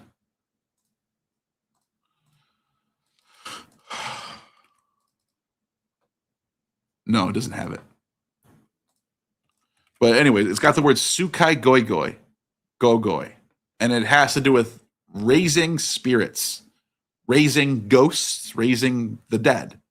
And what's interesting about it is, when we talk about the mysteries, what is the central aspect that they all have in common? I mean, they all have this aspect of eternal life and not dying in your current life, but not dying a second death. They all have this theme that you will die in the mystery cult, you will die in the initiation, but you will never die again after you're resurrected. There's a death and resurrection aspect of the mysteries, 100% ubiquitous. So let's read it. What does it say? It says, it starts on the next page.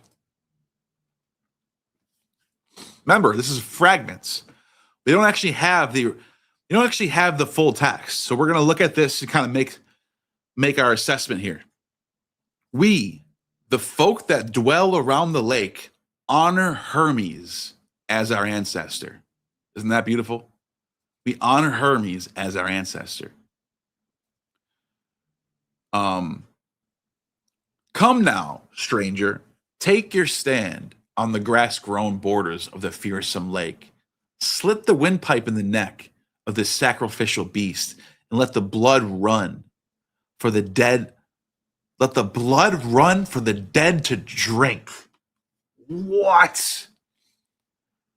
It says right here. Slit the windpipe in the neck. Tude sphagio poton aphuchois. Drink Haima. Drink the blood Methea for the dead. That's crazy. That's exactly what it says. Holy shit. Down in the dim, reedy depths, call upon the age-old earth. And I'm just looking at the word they use for earth, Kathana. They don't even use Gaia. Call upon age-old Kathana, Hermes of the underworld. Hermes Chthonion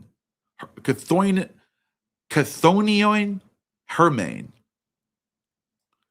So call upon age-old Chthona and Hermes of the Chthonian Hermes. This is Chthonian mysteries right here. And it says, escort of the departed, and ask Zeus of the underworld. What? Zeus is not the heavenly Zeus, not the real Zeus. We're talking about the underworld Zeus, who's called Hades or Pluto. But I just want to show you guys something. People are going to go, well, why don't they just say Hades then? This is actually something that's well known in the mysteries, that there's an underworld chthonic Zeus, and it goes back to the Minoans. But the Latins picked up a tradition of this god called Dis Pater. Notice something there? Dis Pater. It sounds a lot like Jupiter, but it's not.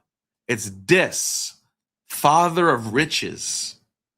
Father of riches. He's the god of money and wealth and mineral wealth and riches and wealthiness.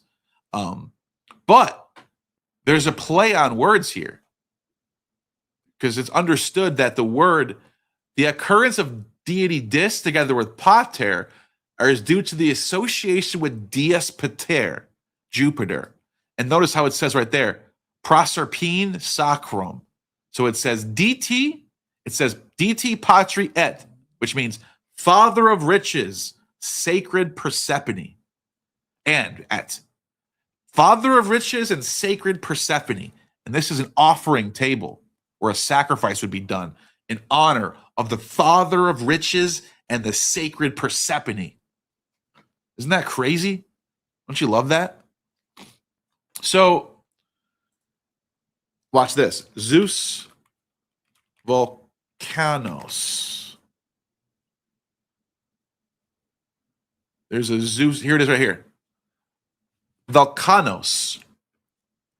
Volcanos. There's that digamma. Volcanos. This is the ancient Minoan underworld Zeus. So if anyone thinks this is like some, and the reason why we know it's Zeus is because his sacred tree is the oak tree. And it says right here, this is from 1450 BC, 15th century before Jesus, has been regarded as the early form of Zeus. The young god may have been a vegetable god who died in the winter and was reborn in the spring. The mysteries. The mysteries. His festival was called Vulcania. So when we read this text, we're not surprised. We shouldn't be surprised when we see this. We shouldn't go, huh? Huh? What do you mean, Zeus of the underworld? We should go, oh yeah. That's the mystery Zeus. That's the secret Zeus. The Zeus of the heavens is the Zeus of the exoteric. The world knows about the Zeus of the heavens because everyone has access to the sky, but not everyone has access to the underworld. That is for the very few who know of how to die and be reborn. And he says, to send up the swarm of souls from the night-shrouded mouth of the river whose offshoot is the body of water, gloomy, and not fit for washing of hands, rising up from the streams of Styx, and the sea chest and pieces of wreckage. Tiresias comes in. For a heron in flight will strike you from above with its dung when it opens its bowels, and from the barb of a sea creature will rot your aged hairless skin. Death would come to Odysseus in old age. These words were probably intended to mean that Odysseus' death would be a gentle one, far from the sea, but they were capable of being taken to mean almost exactly the opposite. Aeschylus's version, so this is just a commentary, which may be its own invention, is evidently designed to save Odysseus from the disgrace of being killed, even unwittingly by his own son, while retaining a stingray. And that's all we have. This is now we're on totally different. This is a totally different play now. It says right here, this is the only known tragedy in which Zeus was definitely present on stage, though it is possible that he appeared in Prometheus Unbound. Isn't that crazy? So, just to go back, Ghost Raisers. This is supposed to be the play that got him in trouble for revealing the mysteries. And the only thing we know about it is we have a Zeus of the underworld, and it's talking about a sacrificial beast. Let the blood run for the dead to drink. Isn't that something?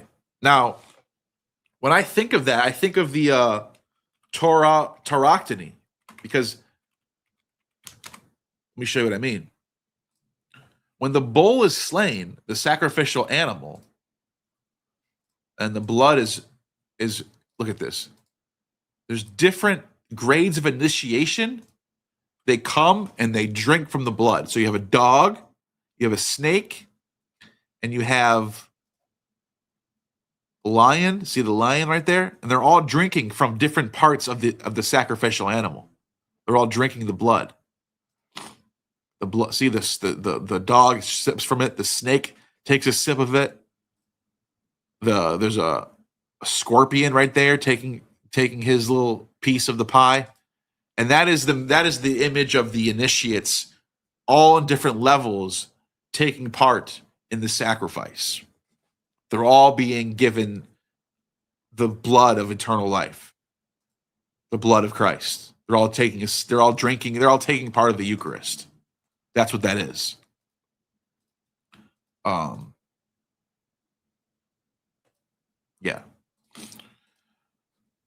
Let me try to think. What else did I have planned for this? Let's see. So that's Aeschylus. Aeschylus went to trial. And oh yeah, I got some good stuff for you actually. Hold on. Aeschylus. You look up Aeschylus, right? Aeschylus was a big deal. He was super famous, right? This guy was super famous. He lived in the middle of the 5th century BC.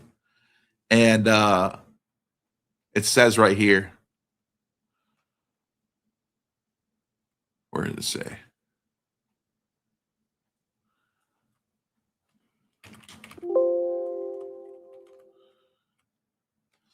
Here it is right here. Aeschylus was one of the many Greeks who were initiated into the Eleusinian mysteries, an ancient cult of Demeter based on his hometown of Eleusis. According to Aristotle, we just read this. He was accused of eusebia, impiety, for revealing some of the cult's secrets on stage. Other sources claim that an angry mob tried to kill Aeschylus on the spot, but he fled the scene. Heraclitus of Pontus asserts that the audience tried to stone Aeschylus. Aeschylus took refuge at the altar and the orchestra of the theater of Dionysus. He pleaded ignorance at his trial. He was acquitted, with the jury sympathetic to the military service performed by him and his brothers during the Persian Wars. According to Aelian, Aeschylus' young brother Amenius helped to acquit Aeschylus by showing the jury to stump out of hand that he had lost at Salamis, where he was voted bravest warrior. The truth is that the award for bravery at Salamis went not to Aeschylus' brother, but to Amenius of Pallene. So he tricked them. It's pretty funny if that's true. So there is another text of an author who tells us about so there's another person from the same century, 5th century. We're in the same 5th century BCE, and we have his text. Andokides. And so Andokides, he writes this text called On the Mysteries. And what this is, he goes on trial too. He gets in trouble for impiety. Same thing. He gets in trouble for impiety, for revealing the mysteries, or he got involved in some sort of scandal for impiety or something. So his oration is actually written down, and we have it. Now, I want people to understand something about this right here. We almost lost this. Now, we've lost 99% of all of our sources from antiquity before the Christian age. 99% of all the sources from antiquity are gone before the Christian age. Wrap your head around that. This one survives barely. It was one copy that was found in a monastery that made it to surviving to modern times. One copy. It was like ripped in half, and it was almost dead. It was almost like nothing. And we have it. And so what happened was, there was a text called the 10 Great Orators. I actually have a translation over here somewhere. It was called the 10 Great Orators of Greece. It was a canon that the Byzantine Greeks and Hellenistic Greeks decided on, that there was 10 great orators from the classical period from the 5th century BCE. And he was one of them. So at first, he was being preserved not by himself, but as one of these 10 orators. So it was a work that was floating around. It was a book that was floating around. It was a collection of papyri or a book or something. It was called the 10 Great Orators. And the list of 10 great orators was, let me see if I can find it. 10 Great Orators.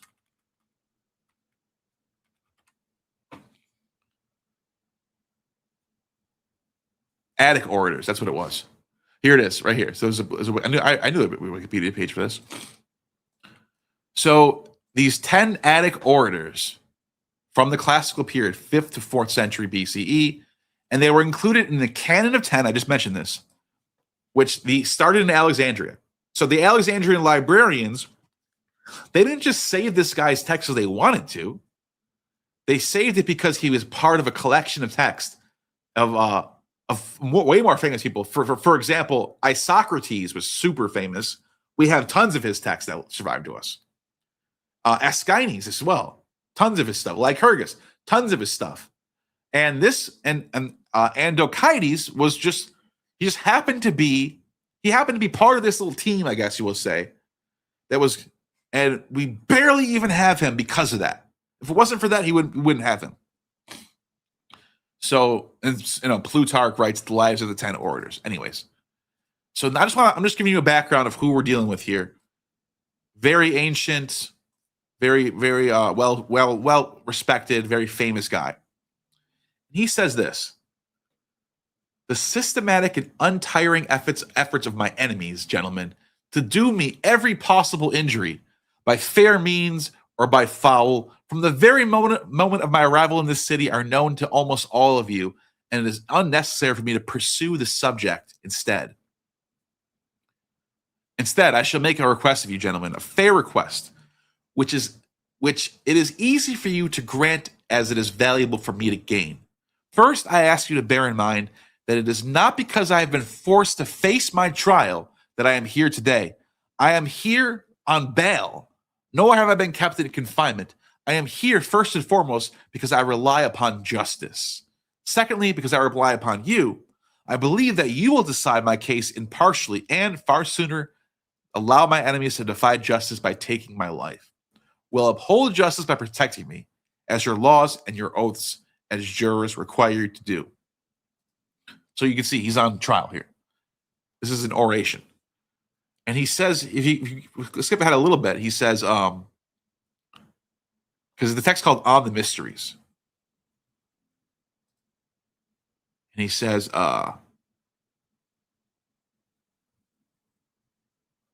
serious charges have been offered before now, been disproved at once. Witnesses have caused the death of innocent men by giving false evidence. And hold on a second.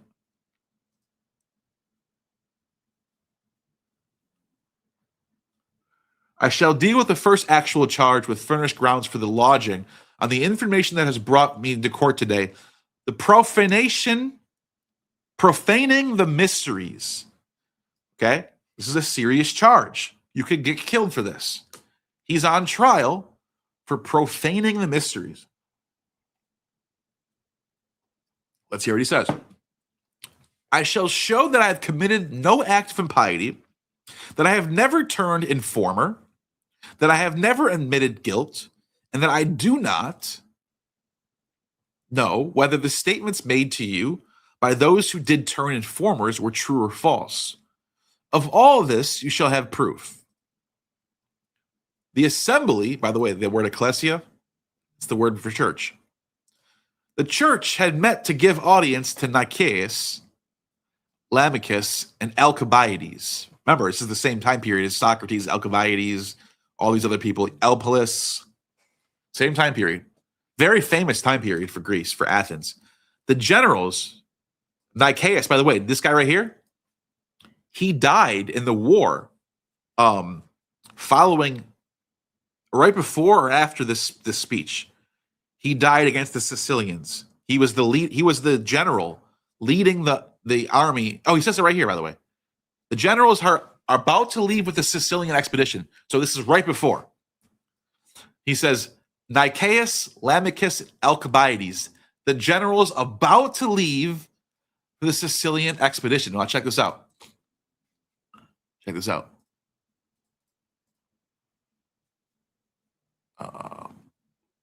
Sicilian expedition right here. This is it. 415 to 413. So now we know exactly when this was written. This was written right around 415 BCE. What happened? Nicias is dead, taken as prisoner of war and killed. Lamachus also killed. Killed in action. That's what that means. Alcibiades survives for a little bit longer and then gets killed eventually. It says Alcibiades began the conflict as one of the Athenian commanders, but was recalled to Athens to face trial and subsequently defected to Sparta. But anyways, the point I'm trying to show is they lost this war. They lost. Sicily became the naval dominant power of the Mediterranean for a long time after this. And eventually the Romans conquered the Sicilian or Syracusans in the 3rd century BC. But okay, back to what I was reading. He says, countrymen, you are sending forth this mighty host in all array. Your commander, Alcibiades, has been holding celebrations of the mysteries in a private house. Now remember, we just heard about Alcibiades and his relationship to the mysteries, and he's being accused of all this gender-bending, weird stuff. But we also know that they're doing like some sort of ritual baptism in honor of the goddess Dionysus and all this stuff. Anyways, just kind of try to keep it along here. Alcibiades has been holding celebrations of the mysteries in a private house and others with him. I will prove it. Grant immunity to him who I indicate, and a non-initiate, a slave, belonging to someone here present, shall describe the mysteries to you. You can punish me as you will, if that is not the truth. Alcibiades denied the charge at great length, so as Pyrtanes decided to clear the meeting of non-initiates and themselves, fetched the lad indicated by Pythonicus. They went off and returned with a slave belonging to Archibiades, son of Polemarchus. His name was Andromachus. As soon as immunity had been voted to him,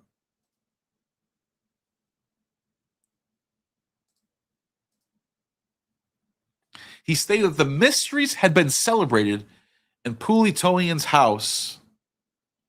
Alcibiades, Niciades, Meletus, those were the actual celebrants, but others had been present and had witnessed what took place.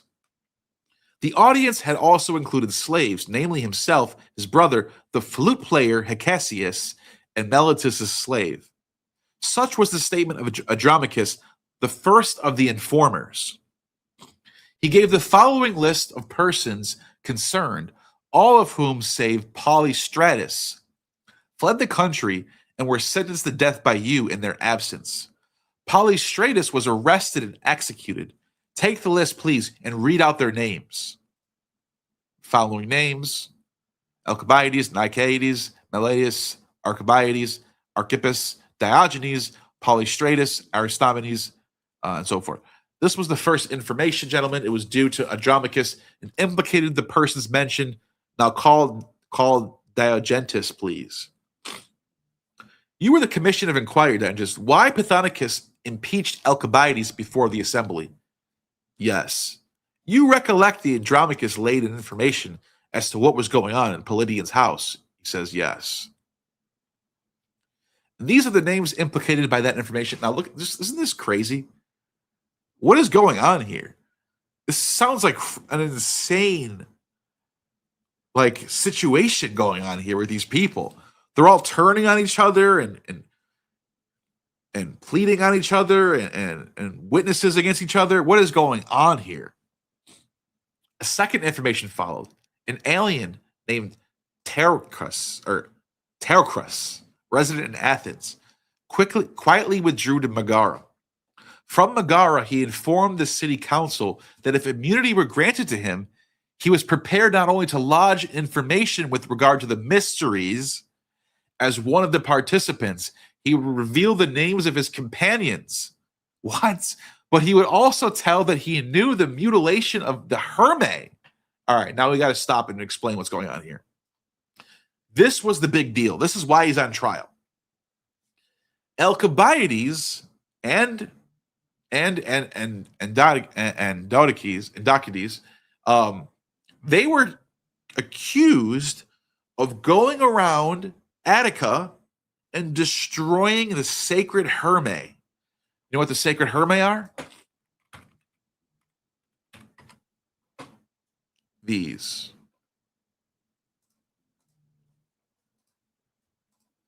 This is what we're looking at. So these would exist. They would have giant phalluses on them. They're all cut off by the Christians later on. And they're basically their job. What they are, they're like they point directions. That's north. That's south. That's east. That's west. And you would find these on roads in the country, and they would usually when you got to a crossroads, Hermes was the god of the crossroads, and Hermes would point you the direction you needed to go. And there oftentimes would be notices on these things: missing person, job opportunity. Something would be listed on these herms usually, and often there'd be inscriptions on them. Is eventually too. Like this one says, Philiada Neonos Heracles. Can't really see it. But these were everywhere. Look, see, that's what they would look like. That's what it would look like, literally. These were all over the place.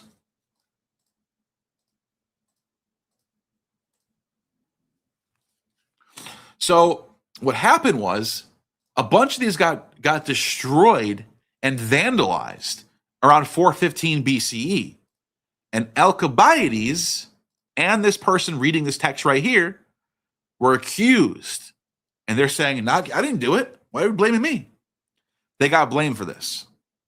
So he says, so somebody that he's talking to said, if you give me immunity, I'll tell you everything. I'll tell you who did it. I know who did it. I know who mutilated the Hermae. As long as you give me immunity and say nothing can happen to me, I'll give you all the information. The council, which had supreme powers at the time, voted acceptance, and messengers were sent to Megara to fetch him. He was brought to Athens, and on being granted immunity, furnished a list of his associates. No sooner had Teucrus denounced them, they fled the country. Take the list, please, and read their names. So here's the names of the guilty people. Phaedrus, Geniphanes, Asinonemes. Anyways, I'm not going to read those names. And sure enough, the names that are not on here are Endocides or Alcibiades. So let me remind you, gentlemen, that you are receiving confirmation of these further facts in detail. So he says, he basically says, I didn't do it. But what can we get from this text? Like, what kind of valuable information can we deduce from something like this? I think there's a few things we can get from this. So hold on, let me just kind of skip through this again real quick. Number one is that the sacred herms are a big deal. If you touch the herms, you can be faced death penalty. Hermes, who is in so many ways a very complicated god. He is the trickster. He is the underworld guide. And he is the messenger of Olympus. And he's central. He's the glue that glues. He's the glue of all the mysteries. He glues it all together. And I just found it interesting how there are people who are trying to destroy these herms and then blame someone else for it in order to sort of undermine them. And anyways, of those who went to exile as a result of the profanation of the mysteries, some died abroad, but others have returned and are living in Athens. Weird. This is a long text, by the way.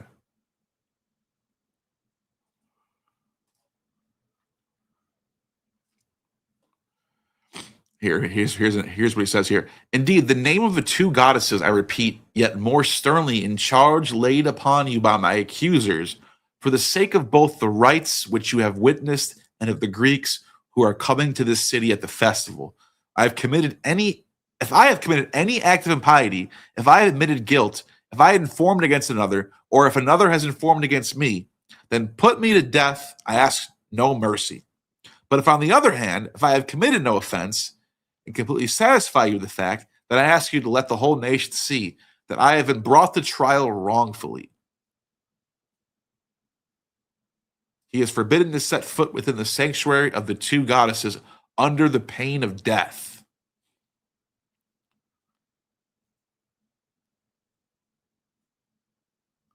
Prosecutor who failed to gain 1/5 of the votes of the jury was condemned to a fine of 1,000 drachmae and debarred from bringing a similar action in future. In case of a Sibia, such as the present, he was further deprived of the right of entering the temples of the gods against whom the alleged act of impiety had been committed. This is serious shit right here. All right. There's another source that I want to go to real quick. And that is, believe it or not, a Christian source. Clement of Alexandria, writing late second century BCE. Or AD, sorry, CE. He actually knows quite a bit. He's very well, I don't know if he's been initiated or not, or he knows someone who was, but he does his research. He knows a few things. He's actually a very valuable resource for trying to figure out what was going on with these mysteries. And so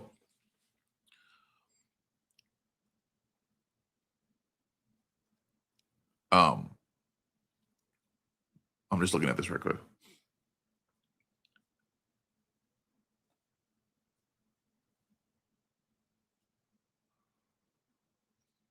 So, okay, he talks about,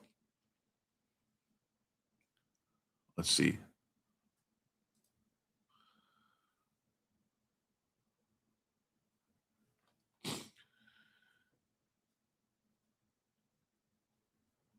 Okay, here we go. This will piss you off a little bit, right? This is going to piss you off a little bit. All right. So he says, how in the world is that you have been giving credence to worthless legends, imagining brute beasts to be enchanted by music? Now, that's another thing that you find a lot in these sources that are talking about the mysteries. Music is always there. Music is a huge part of the mysteries. The singing psalms and playing flutes and playing drums and a kithara or a lyre player, for example, would be present during the initiation. And the bright face of truth seems alone to strike you as deceptive and is regarded with unbelieving eyes. Kithaeron and Helicon, the mountains of Odrysians and Thracians, the temples of initiation into error. Remember, he's a Christian. He's talking shit. Are held sacred on account of the attendant mysteries and are celebrated in hymns. For my part, mere legend though they are, I cannot hear the thought of all the calamities that are worked up into tragedy. Yet in your hands, the records of these evils have become dramas. So he's basically saying a lot of this stuff is recorded through the tragedies and the dramas, even though no one ever allowed to talk about them. They're recorded in the dramas and the tragedies. And the actors of the dramas are a sight that gladdens your heart. But as for the dramas and the Lenaean poets, we are together like drunken men. Let us wreath them, if you like, with ivy, while they are performing the mad revels of the Bacchic rite, and shut them up, satyrs, frenzied round and all. Yes, the rest of the company, of Daimons too, and Helicon, Ketheron, now grown old, and let us bring down truth with wisdom in all her brightness. It's interesting. He literally calls on Sophia here. He says,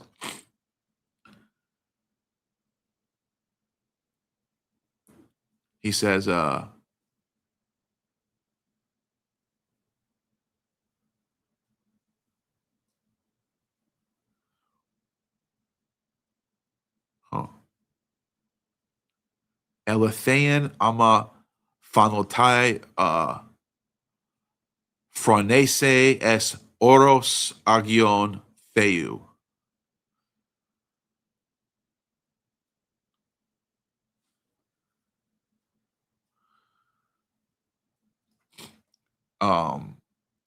To the holy mountain of God and the holy company of the prophets. Let truth, sending forth her rays of light into the farthest distance, shine everywhere upon those who are wailing in the darkness, and deliver men from this error, stretching out her supreme hand, and even understanding to the point of salvation. That's interesting, because this is early Christianity right here, where the concept of Sophia hasn't necessarily been totally detached from mainstream Christianity yet, like it will be later on. You can see little remnants. Clement's a heretic. He's not a saint in the church. So he has some of his pieces of the old Christianity still in it, like calling on Sophia for salvation. That's very first century, second century. You don't get that in third and fourth century. That changes. That becomes heresy. That's Gnostic. You know what I mean? But it's not, but he doesn't know that. Clement thinks that what he just said was mainstream Judaism / Christianity. And the reason why is because in the Wisdom of Solomon,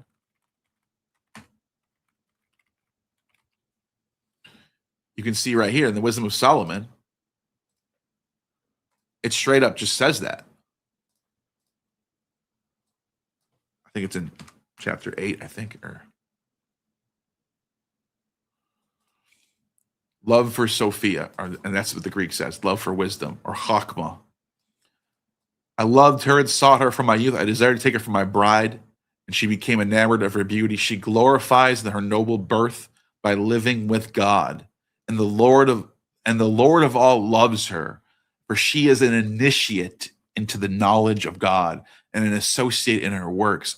If riches are a desirable possession in life, what is richer than wisdom, Sophia, the active cause of all things? This is in your Bibles. This is in your Catholic, in your Orthodox. This is an Orthodox book. This is canon for the Orthodox Christianity. So Clement of Alexandria he's just saying what everyone else is saying. But you don't do that anymore. You don't say wisdom. You don't call on Sophia for salvation anymore. That's not a thing, and becomes heresy. So, he says right here, this tells you a little bit about the mysteries right here. The word of the Lord from Jerusalem. For out of Zion shall go forth the law and the word of the Lord from Jerusalem. That is the heavenly Logos, the true champion who is being crowned upon the stage of the whole world. He's saying, forget about your stages of Athens, where all these sacred mysteries are being performed on stage. We have the stage of the whole world, who is the Lord from Jerusalem. He's saying Jerusalem is better than Athens. That's what he's doing here. I disagree, but I'm just trying to give you what's going on here. I'm trying to show you what's going on here. The heavenly Logos, the true champion, is being crowned on the stage of the whole world. This Nomus of mine, sings not the strain of Terpander or of Capio in the Phrygian or Lydian or Dorian mode, but the new music with its eternal strain that bears the name of God. This is the new song. The Song of Moses. He says, throw away the Song of Orpheus. This is the new Song of Moses. And then he says, soother of grief than wrath that bids all ills and forgotten, there is a sweet and genuine medicine, of persuasion blended with this song.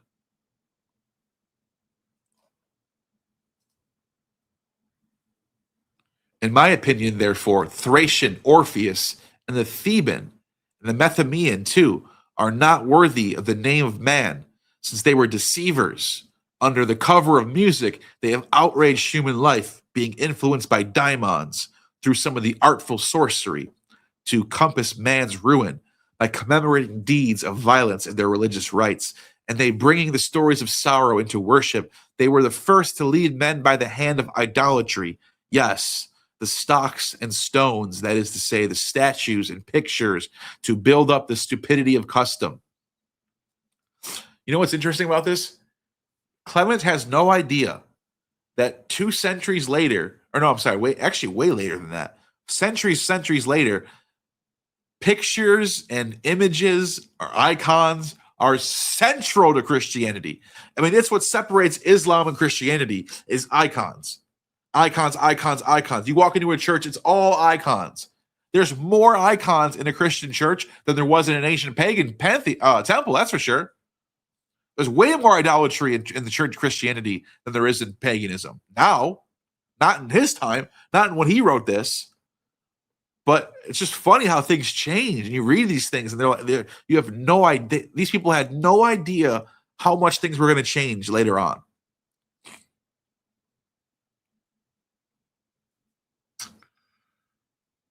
Let's see. Let's go forth a little bit.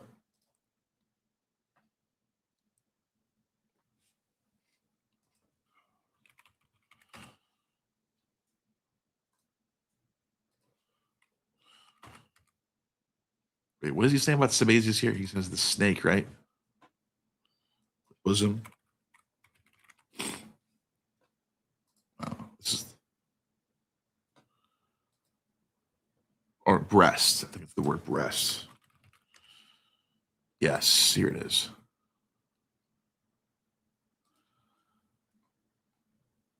So he says right here, the mysteries of Demeter commemorate the amorous embraces of Zeus with his mother Demeter, and the wrath of Demeter. I do not know what to call her future, mother or wife, on account of which she is said to be received the name of Brimo.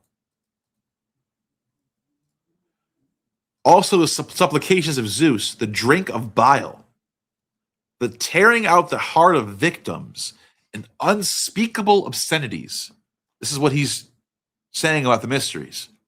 The same rites are performed in honor of Attis and Cybele, and the Corybantes and the Phrygians, who have spread it abroad how Zeus tore off the testicles of a ram, and then brought and flung them into the midst of Demeter's lap, thus paying a sham penalty for his violent embrace, by pretending that he had mutilated himself.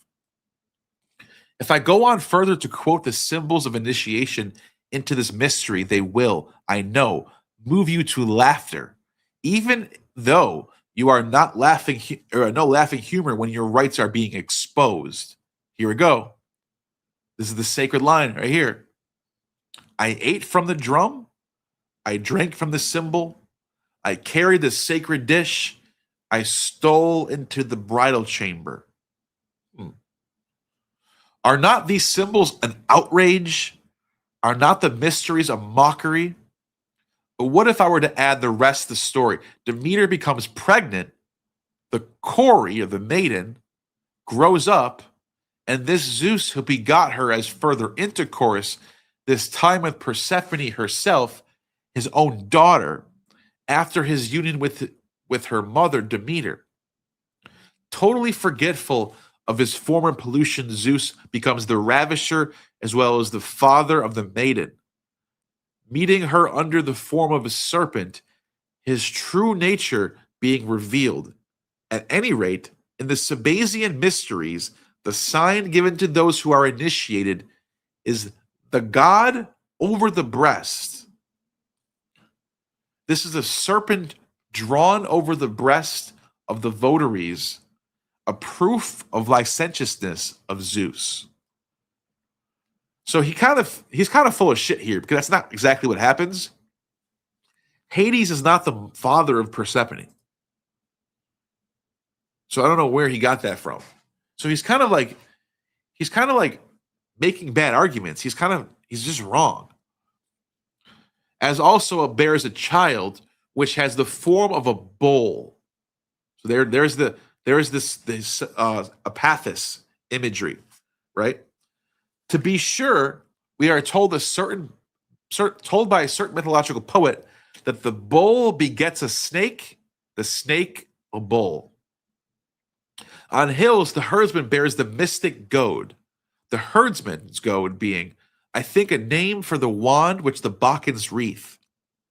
Would you have me also tell you the story of Persephone gathering flowers of her basket and how she was seized by Hades, of the chasm that opened up in the earth, and the swine of Albolius that were swallowed up along with the two deities? Which is a reason given for the custom of casting swine. Here we go. Here's a custom we get. Here's some information.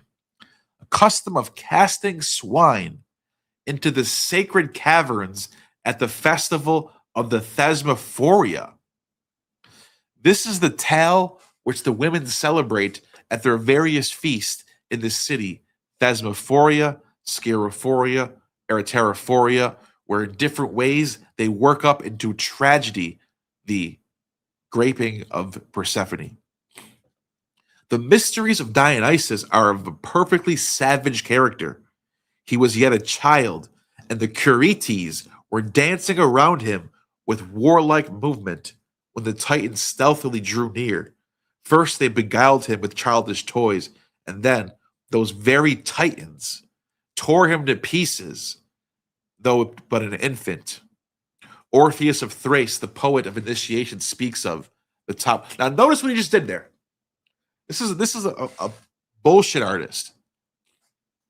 He did not tell you of the resurrection. He totally he tells you about Dionysus being torn apart and killed. And then he changes the subject as if there's no resurrection. I wonder why a Christian would do that. Something to think about there. And he says, top wheel jointed walls, fruit of the goal of the clear voice Hesperides.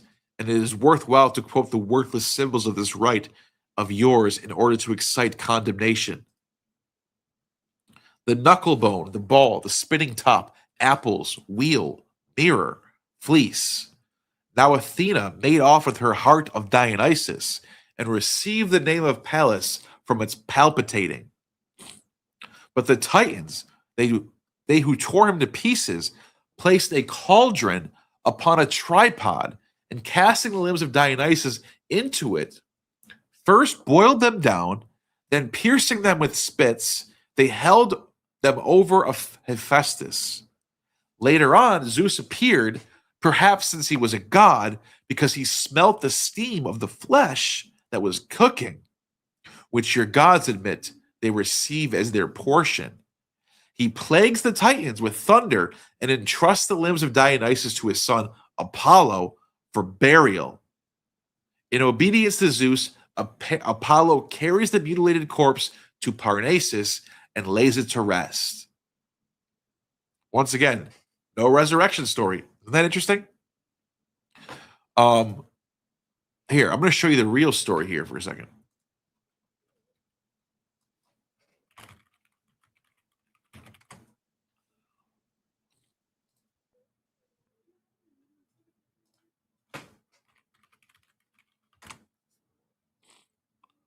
Here we go.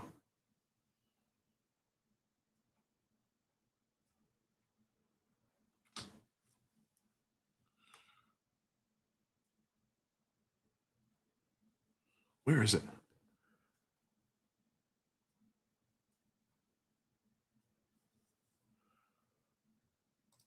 I think it's right here.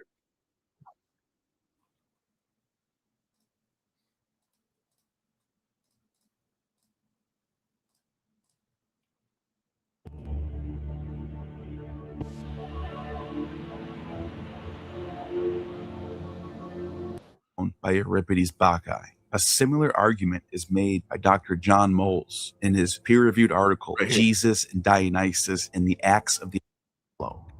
Here we go.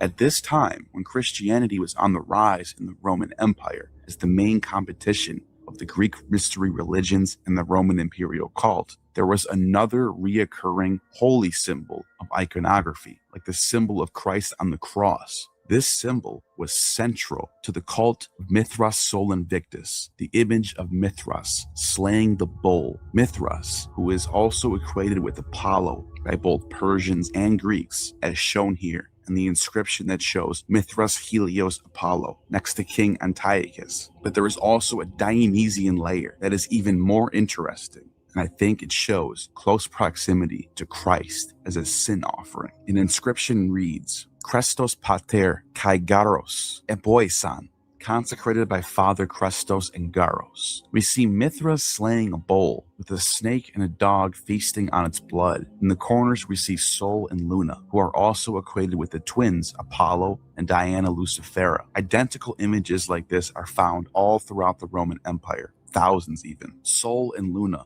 are also flanked by Lucifer and Vesper, like angels bringing light. Crobius tells us that Janus, the two-headed god of time, is the Latin version of Ion, but he also says that Janus is linked to Saturn or Kronos, time, just as Ion is a time god. More on this later. Etched on the bull is the name of Dio Sol Invictus Mithrae, God Sol Invictus Mithra, and at the head of the bull is the words Nama Sabazio, an ancient Indo-European dialect. States, give thanks to Sabazius. It turns out that this bowl represents Sabazius, who is Dionysus, who is the offering that brings salvation. In numerous texts, Dionysus or Sabazius was referred to as a bull or a ram. In Diodorus' account, he is the chosen heir of the ram god Ammon, and was the horned child of Ammon, which technically would make him the Lamb of God, since a baby ram is literally a lamb. Ammon had prophesied the inhabitants that at an appointed time his son Dionysus would come, and that he would recover his father's kingdom, and after becoming master of all the inhabited world, would be looked upon as God. Dionysus, believing him to have been a true prophet, established there the oracle of his father, rebuilt the city, and ordained honors to him as a god, and appointed men to have charge of the oracle. Tradition has also recorded that Ammon had the head of a ram,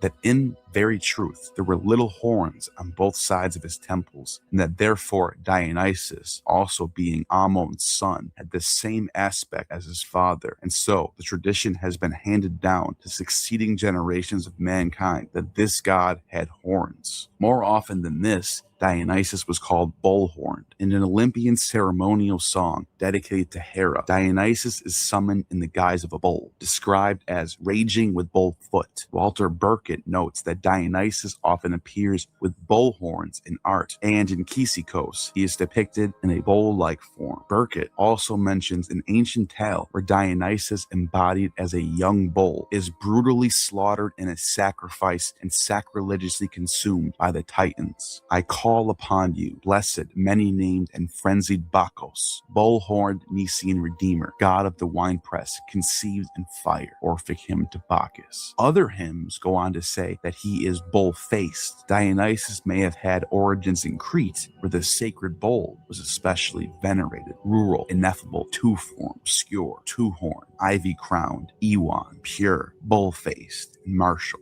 bearer of the vine. Orphic hymn to Dionysus. Dionysus' most frequent manifestation is as a bull in Greek art and religious symbolism, representing his strength, leadership, fertility, and his overwhelming natural force. By the way, that's what connects him to Osiris, is the Apis bull and Dionysus being the bull. And Apaphis is also Apaphis, the bull. So they all have this like connection between being a sacrificial animal. The sacrificial bull was the case of the pagan mysteries. The sacrificial lamb is what you get in Christianity, because it's going through Judaism, it's going through the Passover lamb. So it's changing the animal from a bull to a lamb.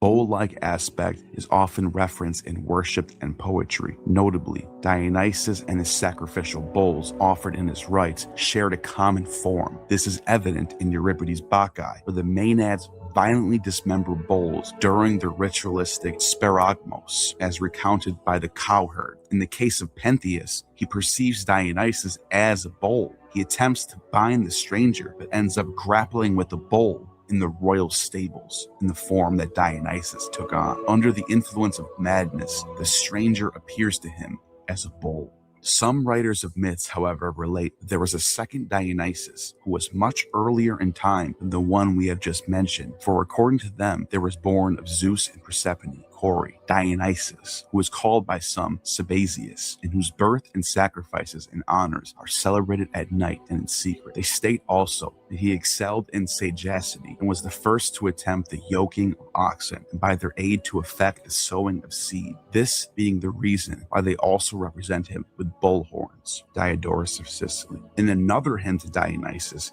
he is called the son of dark Isis, which is a reference to Dionysus' twice-born nature and his connections with both Osiris and Horus. Diodorus, Herodotus, Cicero, and many other ancient accounts agree that Dionysus and Osiris are one and the same god, for no gods are worshipped by all Egyptians in common, except Isis and Osiris, who they say is Dionysus. These are worshipped by all alike. Osiris is, in the Greek language, Dionysus, Herodotus. During the Hellenistic era, Osiris became Serapis. By adding the Apis bull with Osiris, Osar plus Apis, you get Serapis. Like Dionysus, Serapis has his bull form. Sabazius, one of the many titles of Dionysus, is often linked to a lunar or solar bull. The bull is often depicted on the countless hands of Sabazius, iconography, further connecting the bull to Sabazius. To solidify. All right, so check this out. Diodorus has some interesting things to say about the whole bull thing. He said, what remains concerning the sermon is connected with this sacred Apis bull.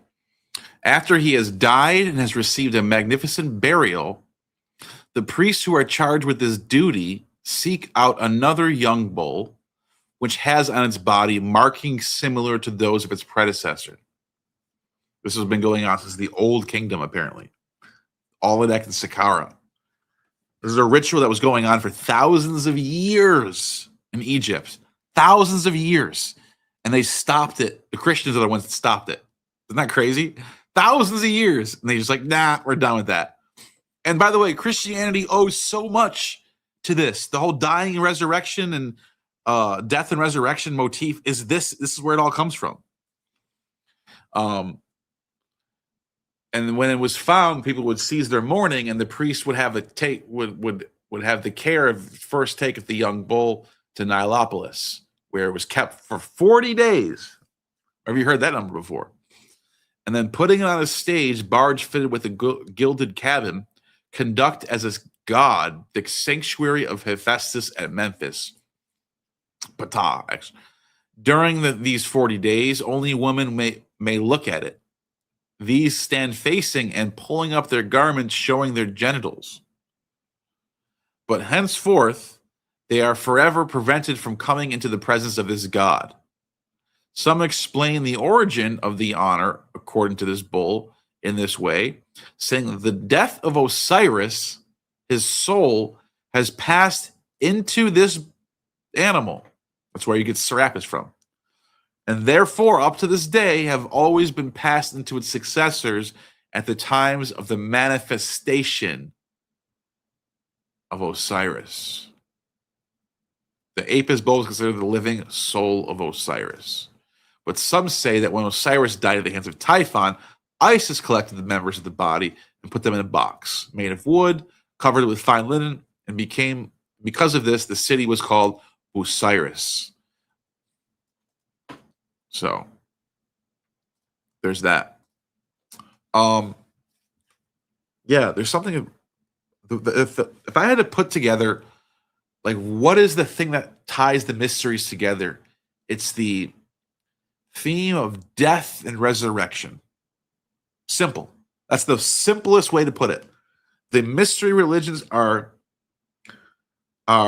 focused on your survival after death. That is the goal of the mysteries, is that you are initiated into some sort of divine program where you are chosen to live with the gods and your ancestors for eternity. That you will escape death. You are eternal. That is the whole point.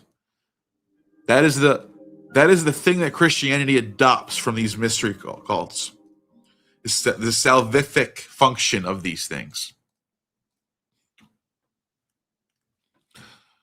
Eleusis is a shrine common to the whole earth, and of all divine things that exist among men, it is both the most awesome, the most luminous. At what place in the world have more miraculous tidings been sung?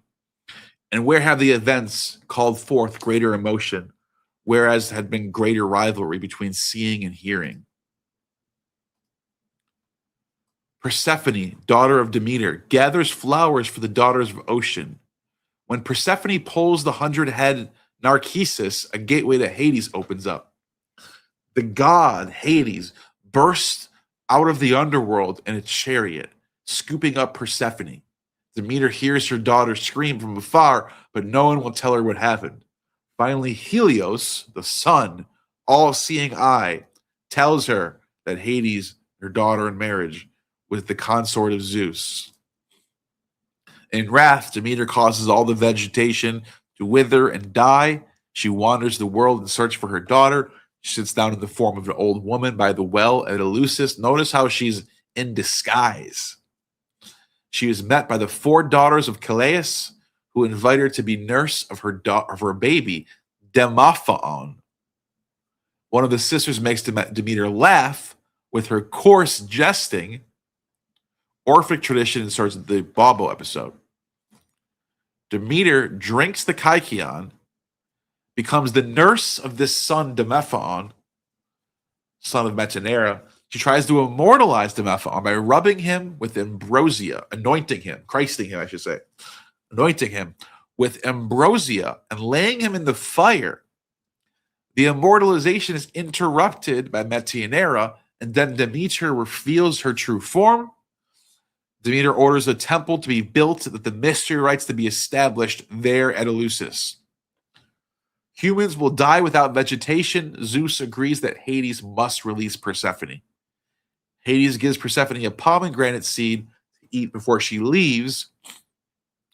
And what happens is, because she eats the pomegranate, she is stuck in Hades for a time of the year. And so, around 3,000 initiates, mystagogues, would gather in the Athenian market every year at the Greater Mysteries. The opening of the festival was proclaimed. Certain restrictions are announced. One must know Greek and not have committed murder. You have to know Greek. Isn't that crazy? The only thing you have to know is Greek. And by the way, also not be a murderer. Like, what those two things are so weird. You gotta know Greek, can't be a barbarian, you gotta know Greek, and you can't have murdered anybody, that's for sure. Initiates to the sea, they purify themselves and they're mystic piggies in the sea. So they're all supposed to bring money, a certain amount of money. The different sources have different numbers, and they all have to donate a pig. Isn't that crazy? A pig? They bring their pigs and they let them off at the sea. They reassemble at the marketplace. They do a procession. They walk very far. When me and Stephen were in Greece, we actually took a walk to see how far the procession would be. And it's a day's walk. It's like walk. It's quite a few, 15 miles. It's a long walk. At Smill still dropped $2 super chat. Persephone, fruit causes doom. Absolutely. So let me show you something real quick. See if I can find it. Wonder if I can find it on here.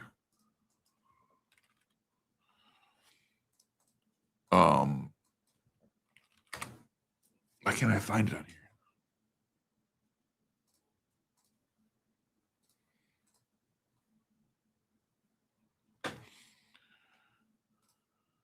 Oh, I think I can't find. I'm looking for the word Corey.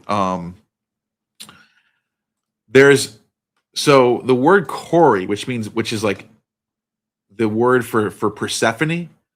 There's an alternate name for Corey, and it's Ewa. Like one of her epithets is Ewa, and Ewa is the name of Eve.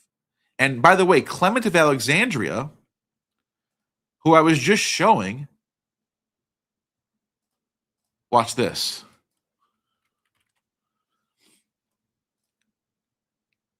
The raving Dionysus is worshipped by Bacchus with orgies, in which they celebrate the sacred frenzy by feast of raw flesh. Wreathed with snakes, and this is a Christian writing this. Wreathed with snakes, they perform the distribution of portions of the victims, shouting the name Eva.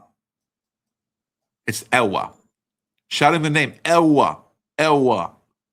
That Eva, and he even says it, that Eva, through whom error entered the world, and it was consecrated. A snake is the emblem of the Bacchic orgies. At any rate, according to the correct Hebrew speech, Hevia, or Eve with an aspirate, means female snake. So Demeter and Persephone have come to the subject of mystic drama, and Eleusis celebrates the torches of the graping of the daughter and the sorrowful wanderings of the mother. Now, this to me is the terms orgy and mystery must be derived, the former from wrath or gay, Demeter, and the latter from pollution, which is bullshit. He's just lying about that. That's not what the word mystery comes from. Not pollution.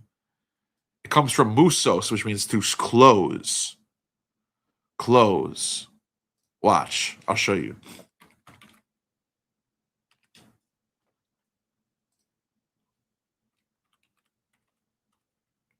Muso. I think it's muso. Wow, Perseus Tufts is so glitchy right now.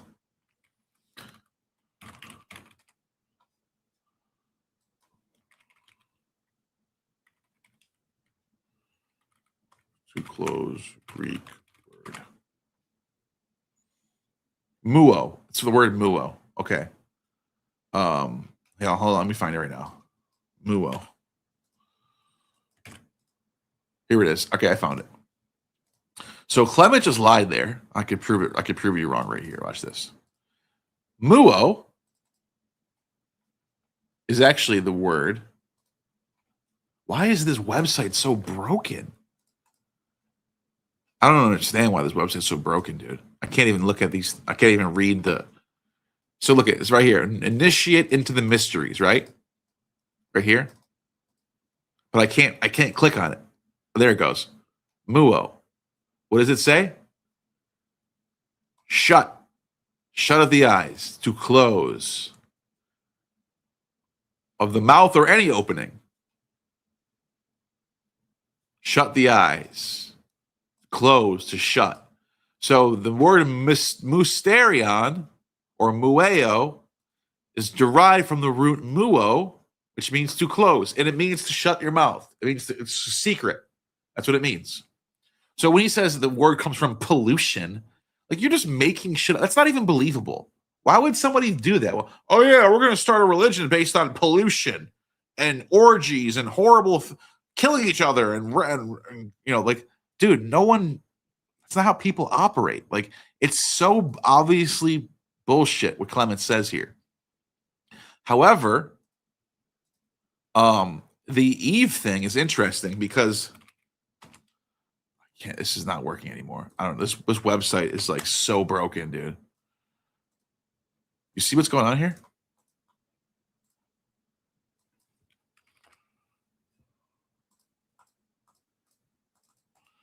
I can't get it to work.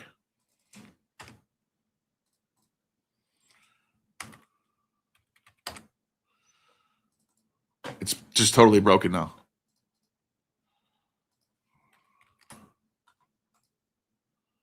See this? This website is so broken, dude.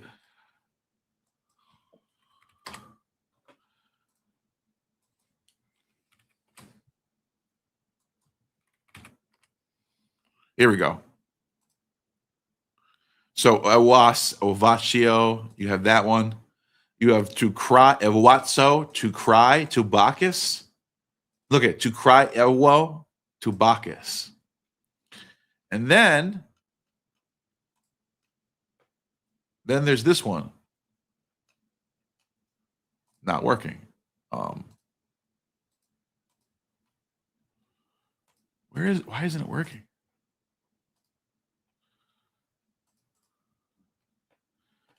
I don't know what is going on with this website right now.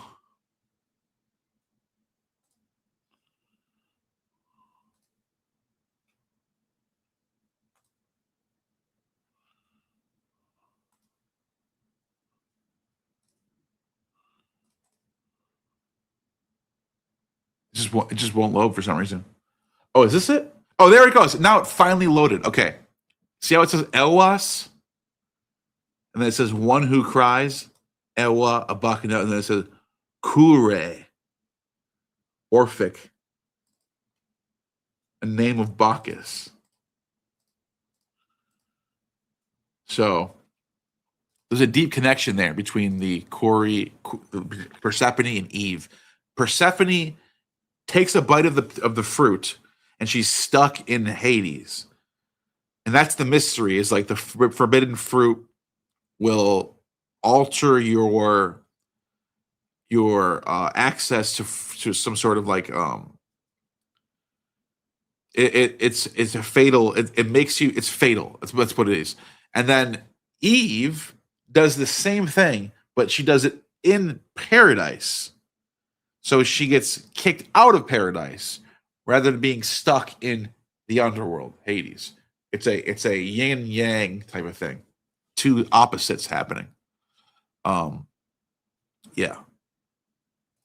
So, do I have anything else planned for this? No, I don't think I do. I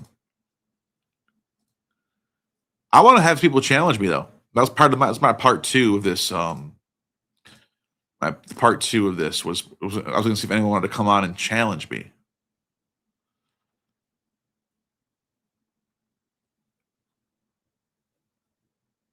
So why don't I give if anyone wants to come on,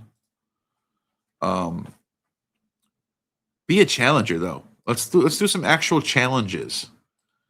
And if you want to come on and shoot the shit, wait a little bit. Maybe give it a little, like a half hour maybe. See if anyone wants to come on and challenge me first on whatever the fuck you want to talk about. I mean, which is something. Make it interesting. Don't be boring. Let's do posts. So let me see if I can link it to the actual top where people can actually get onto it.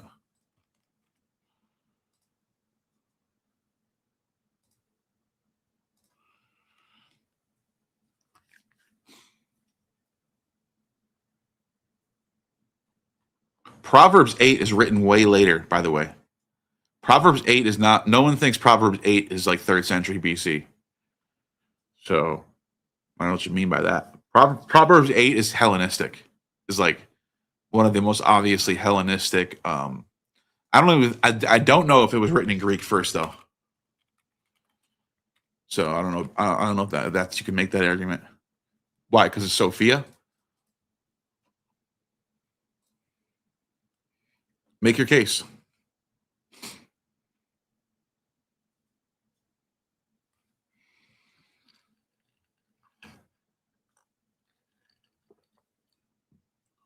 Uranos and Gaia. So you can have concepts. They can be inspired by. No one's saying that the Genesis isn't inspired by the Greek culture.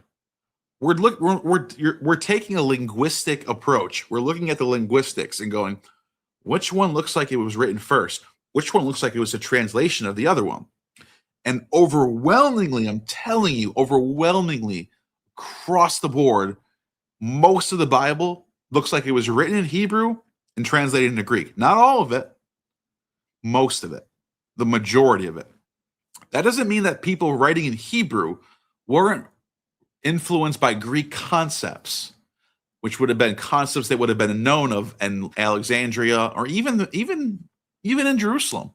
People would know these things because these Greek concepts make it to Jerusalem, and we know this because they're minting coins with fucking Greek gods on them, and they're minting coins with gorgons on them, but they're writing in Hebrew. They're not writing in Greek. They're writing their own. They can write their own language. It's actually not that difficult. So, we can look. Let's look at it. If you want to come on, we can look at it right now. We could go to Genesis right now.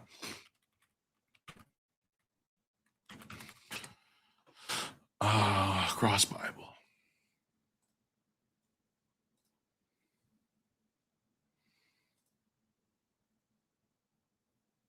It's just funny how you guys want it to be Greek. None of you actually want it. None of you are actually like seriously doing this. Brandon, no offense, dude. No offense. I mean, there's no offense. You're not sitting here going, what's the truth? You're going, what can we find out to make it Greek the one? How can we just make Greek win? Here he is. What's up, dude? What's up? What's going on? So, what were you saying? I was trying to listen to what you were saying. I don't think that the people aren't. I don't think anyone who thinks Greek is the original coming to that conclusion honestly. I think they're just they don't like Hebrew for whatever reason. They want the Greek to be the original. That's what. It's not that I don't like Hebrew. I've been doing a ton of research on this stuff. Like, I'm not just making it up. This is what I do every day. I mean, and I know you know that. And I just want to say, if you go read Proverbs, regardless of what you think about when it came out, Jews read it. Like they still. So regardless of that, read it from the point of Sophia being rather than wisdom, just wisdom. And this is I already know that, and I already know that. So then how can you deny? How can you deny like you have a character? I mean, you have Chokmah in Hebrew. It's the same character. But no, that's not the same thing. There's a translation. This happens over and over again, and I've been seeing it. There's like a double translation in Greek that supposedly comes from a single translation in Hebrew. And this happens mostly with gods. It happens, that's what I was saying, with Uranus and Gaia, happens with Hades. They mention Hermes in Genesis, Sophia. It can't be that Hebrew started it with one word and then it grew to two with Greek when Greek was there before, Well, no. That doesn't make any sense. Because Uranus and Gaia, Uranus and Gaia are being created by Theos. Or I'm sorry, if we're taking the Greek as I agree. They're not. The influence is Greek, though, is my point. You're not arguing anything against me there. I agree. There's a monad. This whole thing's based off of a monad from Plato. Not necessarily, because I agree with that. I agree the influence is there. But I'm saying as far as the linguistics goes, you can't make an argument that the Greek came first off based off that, because the same in Babylonian mythology, you have heaven and earth as beings that come after the major, that come later. Like you have those same beings are there. Heaven and earth, the Gaia and Uranus scheme is also Anu and Ki.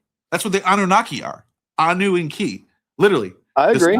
Yeah, so you can't just say because Uranus and Gaia are a pair, then it has to be Greek. It doesn't. No, that's not my only example. I've been saving a bunch of examples over the last few months.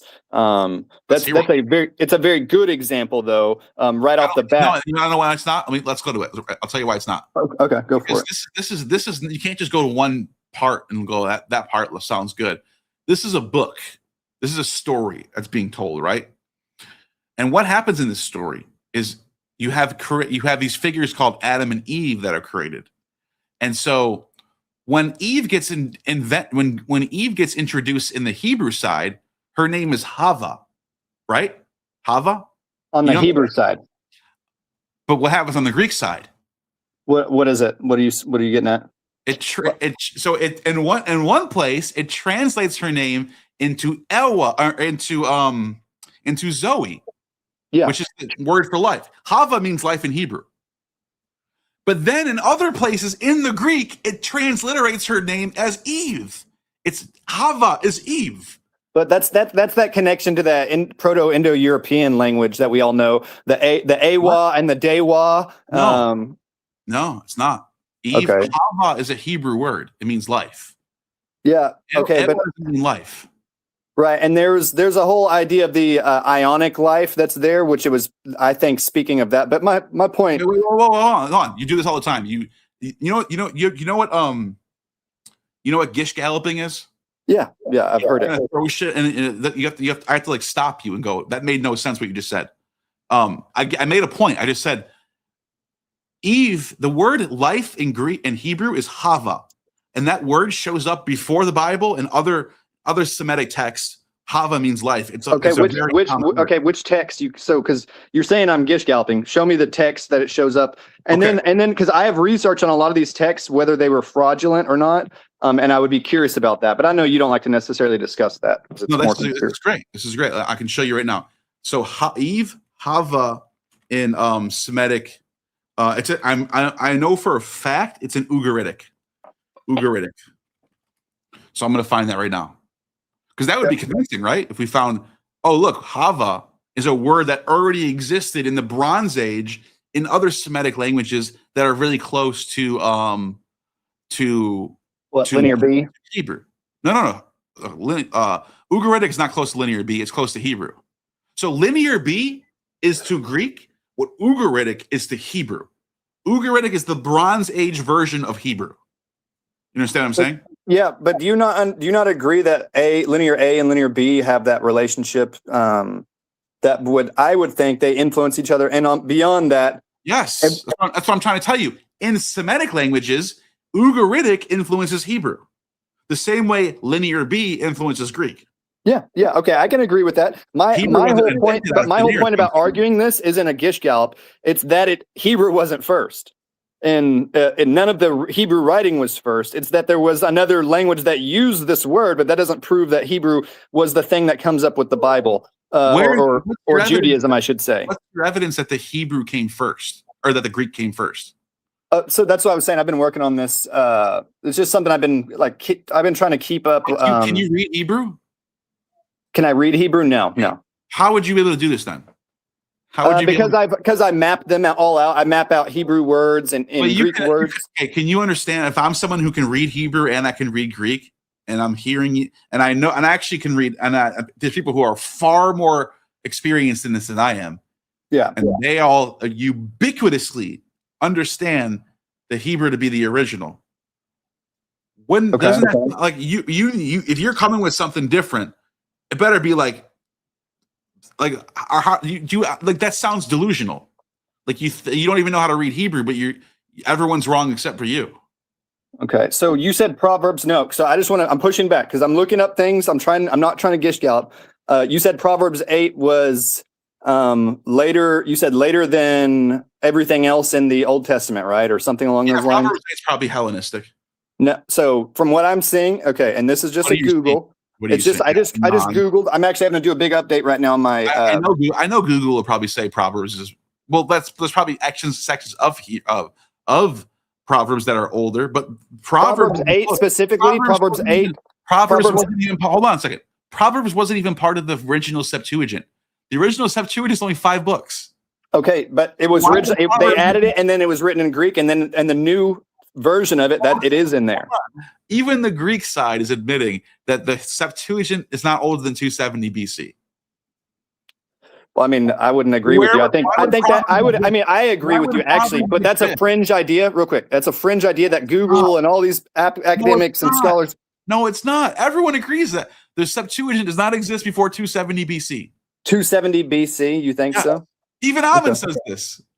I mean, I'm saying that could be true. I thought you said 270 AD for some reason. I don't know why I heard. 270 BC. Nobody thinks that the Septuagint was before that. I could believe Why that. would- I don't think, but why my would thing is, I don't Robert think be- Hebrew was before that. Is my point. It was. I just don't see. My thing is everything that, and I explained this to you last time. I'm not saying by centuries or 200, 300, 400 years. I'm just saying within a century or so. Okay.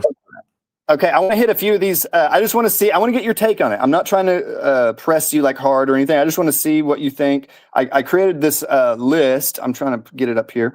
Here it is, right here. Okay, and there's like 50 of them, almost 50. I think it's like 47. We don't have to go through all of them. And actually, there we go. So Isaiah 13:21. So Isaiah 13:21, the Septuagint talks about sirens and onocentaurs Yeah. in the Babylonian ruins, which you maybe already know this too. Yeah, I talked about this. I've talked about this on my channel. So Isaiah there- 13. Right. So that's a mythological creature, the onocentaur, which is like a half donkey, half man. Yeah. And that's not like a Hebrew creation. That was a Greek creation. There's no reason that should be in there. Well, okay. Well, actually, that's not necessarily true because in the Hebrew has a word for that called seer. Right, but there's no literature. My point is there's no literature. I agree that the Hebrew people or the Jewish people in the Hebrew language took from the Greek language. So you're pointing out my point, but they're not there's literature transliterating that. about this long before, and they're mentioning here in Isaiah, which is the most like prophetic What book. passage are you talking about? What passage? So this is Isaiah 13:21 through 22. 13:21. So okay, let's look at it. You have this is the one that this is the one that I done a video on. I talked about this. And it goes further in Isaiah. Isaiah later again, they come up again. It's not just a one-time thing either. Well, do you want to know something crazy about this? Oh. Okay, you're gonna like this. So when he talks about the wild beasts in the desert, and he says on the Greek side, it says the daimonia. So there's daimons. Yeah, like a demon, but not really a demon in the way we think. It's a daemon, you know. That term demon didn't exist. Even Philo doesn't say that daimons are evil. These are deities. Right. Yeah, they're just count the heavenly host, the council, the angels, that type. Yeah. So I don't know if this Septuagint version is from later or not, or Christian inspired, because what the Hebrew says. I don't think it's that. Well, I'll tell you why. Okay. Because the Hebrew side actually turns these into satyrs. You know what this is right here? Mm-hmm. Serim. That's a satyr. Yeah. That's a satyr. That's the word for satyr in Hebrew. But the Greek doesn't have satyrs in it. So how is that a translation of Greek if the Greek doesn't have a satyr in it? It has daimons in it. So it has daimon? I mean, I don't. No satyr. That's not proven. That's still a 1-to-1 translation. I'm talking these 1-to-2 I'm talking the 1-to-2 translations, which it's going one meaning in Hebrew to two meanings in Greek. That wouldn't happen in a translation. You're missing my point. If this is the original, right? This is the original Septuagint.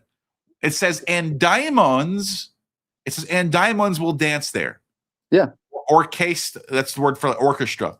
The diamonds will have an orchestra there, right? Right. And it says, but in the Hebrew, it doesn't say anything about daimons. It says va, which means and, sharim, and the satyrs. And the satyrs will dance there. But that's a 1-to-1. That's a 1-to-1 swap, though. That's not the same as what I'm talking about. That's my point. That's just a word swap. That happens real quick. The Greek, though. How can that happens because I'm betting, and I don't even know that much according to what Amon knows or somebody like him. But I'm betting that He's not that he doesn't know that much shit. He knows quite a bit. I mean, you got to give him some credit. No, he's kind of full of it. He's he's good at making people think he's more expert. I mean, he's got me researching and I'm finding all kinds of shit. So I mean, and he's not finding this, I'm finding this. I want to hear one thing that Alman's been pushing on his channel that he's right about. I would pay you money right now to give me one thing that Alman's been pushing on his channel about purple, about excreting children or whatever. All the stuff he says on his channel every single day are false. Your video dropped for some reason, I think. Okay, well, I'm here now, right? It says no signal for me. Hold on 1 second, I'll fix it. Okay, but you can keep talking. But my point is, this can't be a translation of the Greek because it's literally saying, and satyrs will dance here. This word right here literally means goat people. It's Right. literally now it could be which influenced by existed mythology. in Greek culture. I know that. Nobody's saying that the Bible's not influenced by Greek mythology. We're saying it's written in Hebrew. Well, no, that's one instance. If we had tally marks, if we had a You know Greek mythology, but you speak English right now. right, yeah, and I'm learning Greek. I am learning Greek. Yeah, Forget about that. Let's pretend you don't for a second. yeah. Can you write a story right now that's influenced by Greek mythology without knowing Greek? Yeah, for sure. Exactly. So why can't this is what we're trying to tell you. The Hebrew Bible is using concepts of Greek, like the satyrs, but it's written in Hebrew. It's not that hard. I don't actually disagree with that take completely, but I think it was Greek people who made a liturgical language and then wrote a bunch of I'm sorry to cut you off, but your argument was that this is the original Greek, but it doesn't say satyrs at all. It says daimons. But so okay, if we have tallies, I've shown you multiple verses. You're showing me one verse with a 1-to-1 word swap, and I've shown you multiple that have a 1-to-2 going on in a translation that doesn't make sense. So again, you have one here. I'll give you this one. That it doesn't make a lot of sense why they wouldn't just use satyr here. But I don't know. Maybe it's just a random swap that a guy mistranslated, and that's the word he chose. That makes that there's an Occam's razor explanation here for that. There's not very easily explainable reasons for why it would go from a singular meaning in Hebrew to two meanings in Greek if it was originally in Hebrew, and that's kind of my point. But I can keep going. That you just smuggled in that didn't make any sense. What you just said. How does it not? We already established somebody can write a story being completely influenced by concepts from another language without having to translate anything. Yeah, there's no translation necessary. But you're missing the importance. You're missing. What do you mean? You're missing the point. Let me say this. You're missing the point of what I'm getting at, which is they're using a dual meaning that is the word that would equate to it or be analogous to the Hebrew word and a divine word and a divine title, usually like Uranus, Gaia, Hades, Hermes, Persephone. No, they have their own words for that stuff. They're not transliterating them. But my thing is, in the Septuagint, why would the translation? Hold on, the Septuagint does transliterate their words. You know what transliterate means, right? Yes, yeah. So when there's a word in Hebrew, such as the word Adam, for example, Adam, which means Hebrew, which is a word that means something in Semitic languages. It means like red or earth. The word Hadom in Hebrew means red. Yeah, like I can say the word red. Edom. Yeah, exactly. So you just figured it out. You just said Adam means red. It means earth. What does the Greek do? Is the translating the name Adam from Greek to Hebrew? And there is a version that does. It's transliterating his name to Adam. There's a version that does. And by the way, in Greek, there's Adamos instead of like Dama. What do you mean there's a version that does? What are you talking about? There's multiple versions. There's not just one version of the Septuagint. Yes, there is. There's one. We have one. I mean, you're talking about manuscripts from ancient manuscripts? Yeah, so I'm trying to load my freaking thing. Manuscripts have a different name for Adam. What are you talking about? Okay, I'll show you. One second. I'm trying to pull it up. 1 second. There's not more than one Adam's name. Is that what you're trying to say? That's wrong. 1 second. But you just debunked yourself there. No. It means Yes, you did. How could Adam be a Greek word? How could Adam be a Greek word? Where does look at right here? Look right there, Adam. Yeah. And that's, but again, that's not, so this isn't one of those situations where it's a one, this isn't one of those situations where it's a 1-to-2. That's what I'm saying. You're doing what do you mean by 1-to-2? Whenever there's a 1-to-1, so that's just a word swap. You're explaining just a word swap. It could have been any name, real quick. It could have been in any name.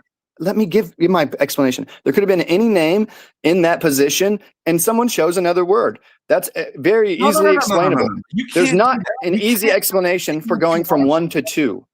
It's either translated from Greek into Hebrew or it's translated from Hebrew into Greek. If the word Adam means something in Hebrew and means nothing in Greek, which one did it come from? I'm not debating about what the name Adam means. I think You just I admitted think- that you know it means red. It means earth. I said red. yeah, and I'm not disagreeing. I literally just said How could this be a translation into Hebrew if it means something in Hebrew already? you can take a Greek writing that was already there and be like, hey, instead of this name, let's give it the name Adam. Where's That's- the evidence of that, though? Where's the evidence of the other way? Because the word means something in Hebrew. It's right here. So I'm okay, looking at okay, the and original. I'm showing you words that have double meanings in Greek that have a singular meaning in Hebrew, and you're just disregarding those and taking your Doesn't one to make one. any sense. You're Okay, just- okay, I want to keep going. I have a bunch No, more. You So can't just avoid. You can't just avoid a point that doesn't go again. You can't just. no, I just don't think we're going to agree on this. I don't think we're going to agree on this. This debunks your whole entire point.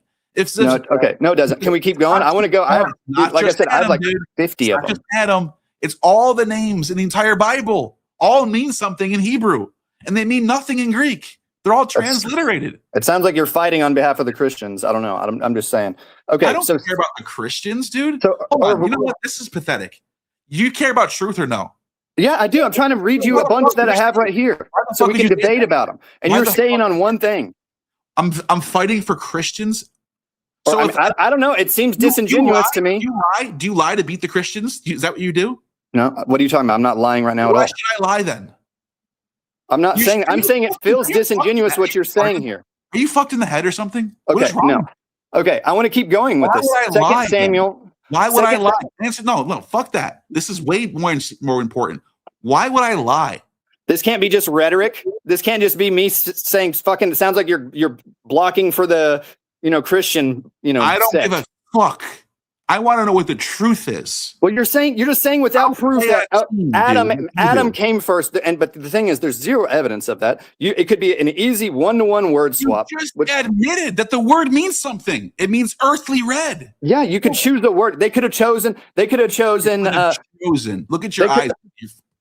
They could have chosen the name Yaakov for. They could have chosen the name Yaakov for instead of Adam. They could have. Like Why it could have didn't just been some other name. So it doesn't mean anything that it was Adam first. It means nothing. So you're just ignoring all the evidence and it's inserting in your head that there was another version of the Bible that agrees with your worldview. No, I just told you. I just told you. I'm giving you a tally mark for that, but I have multiples, and we've already gotten over multiples, and you haven't explained why there's two meanings. You're wrong about that. Okay, what's the in next Greek. one? Okay, 2 Samuel 5:18, and in 5:22 technically, but the Valley of Rephaim becomes the Valley of the Titans, which is an actual written about Greek. Hold on. 2 Samuel. Don't talk. Let's go. Let's go to the text first. 2 Samuel what? 5:18. 2 Samuel 5:18. You have Philistines that come and spread themselves in the valley of Rephaim. Mm-hmm. What about it?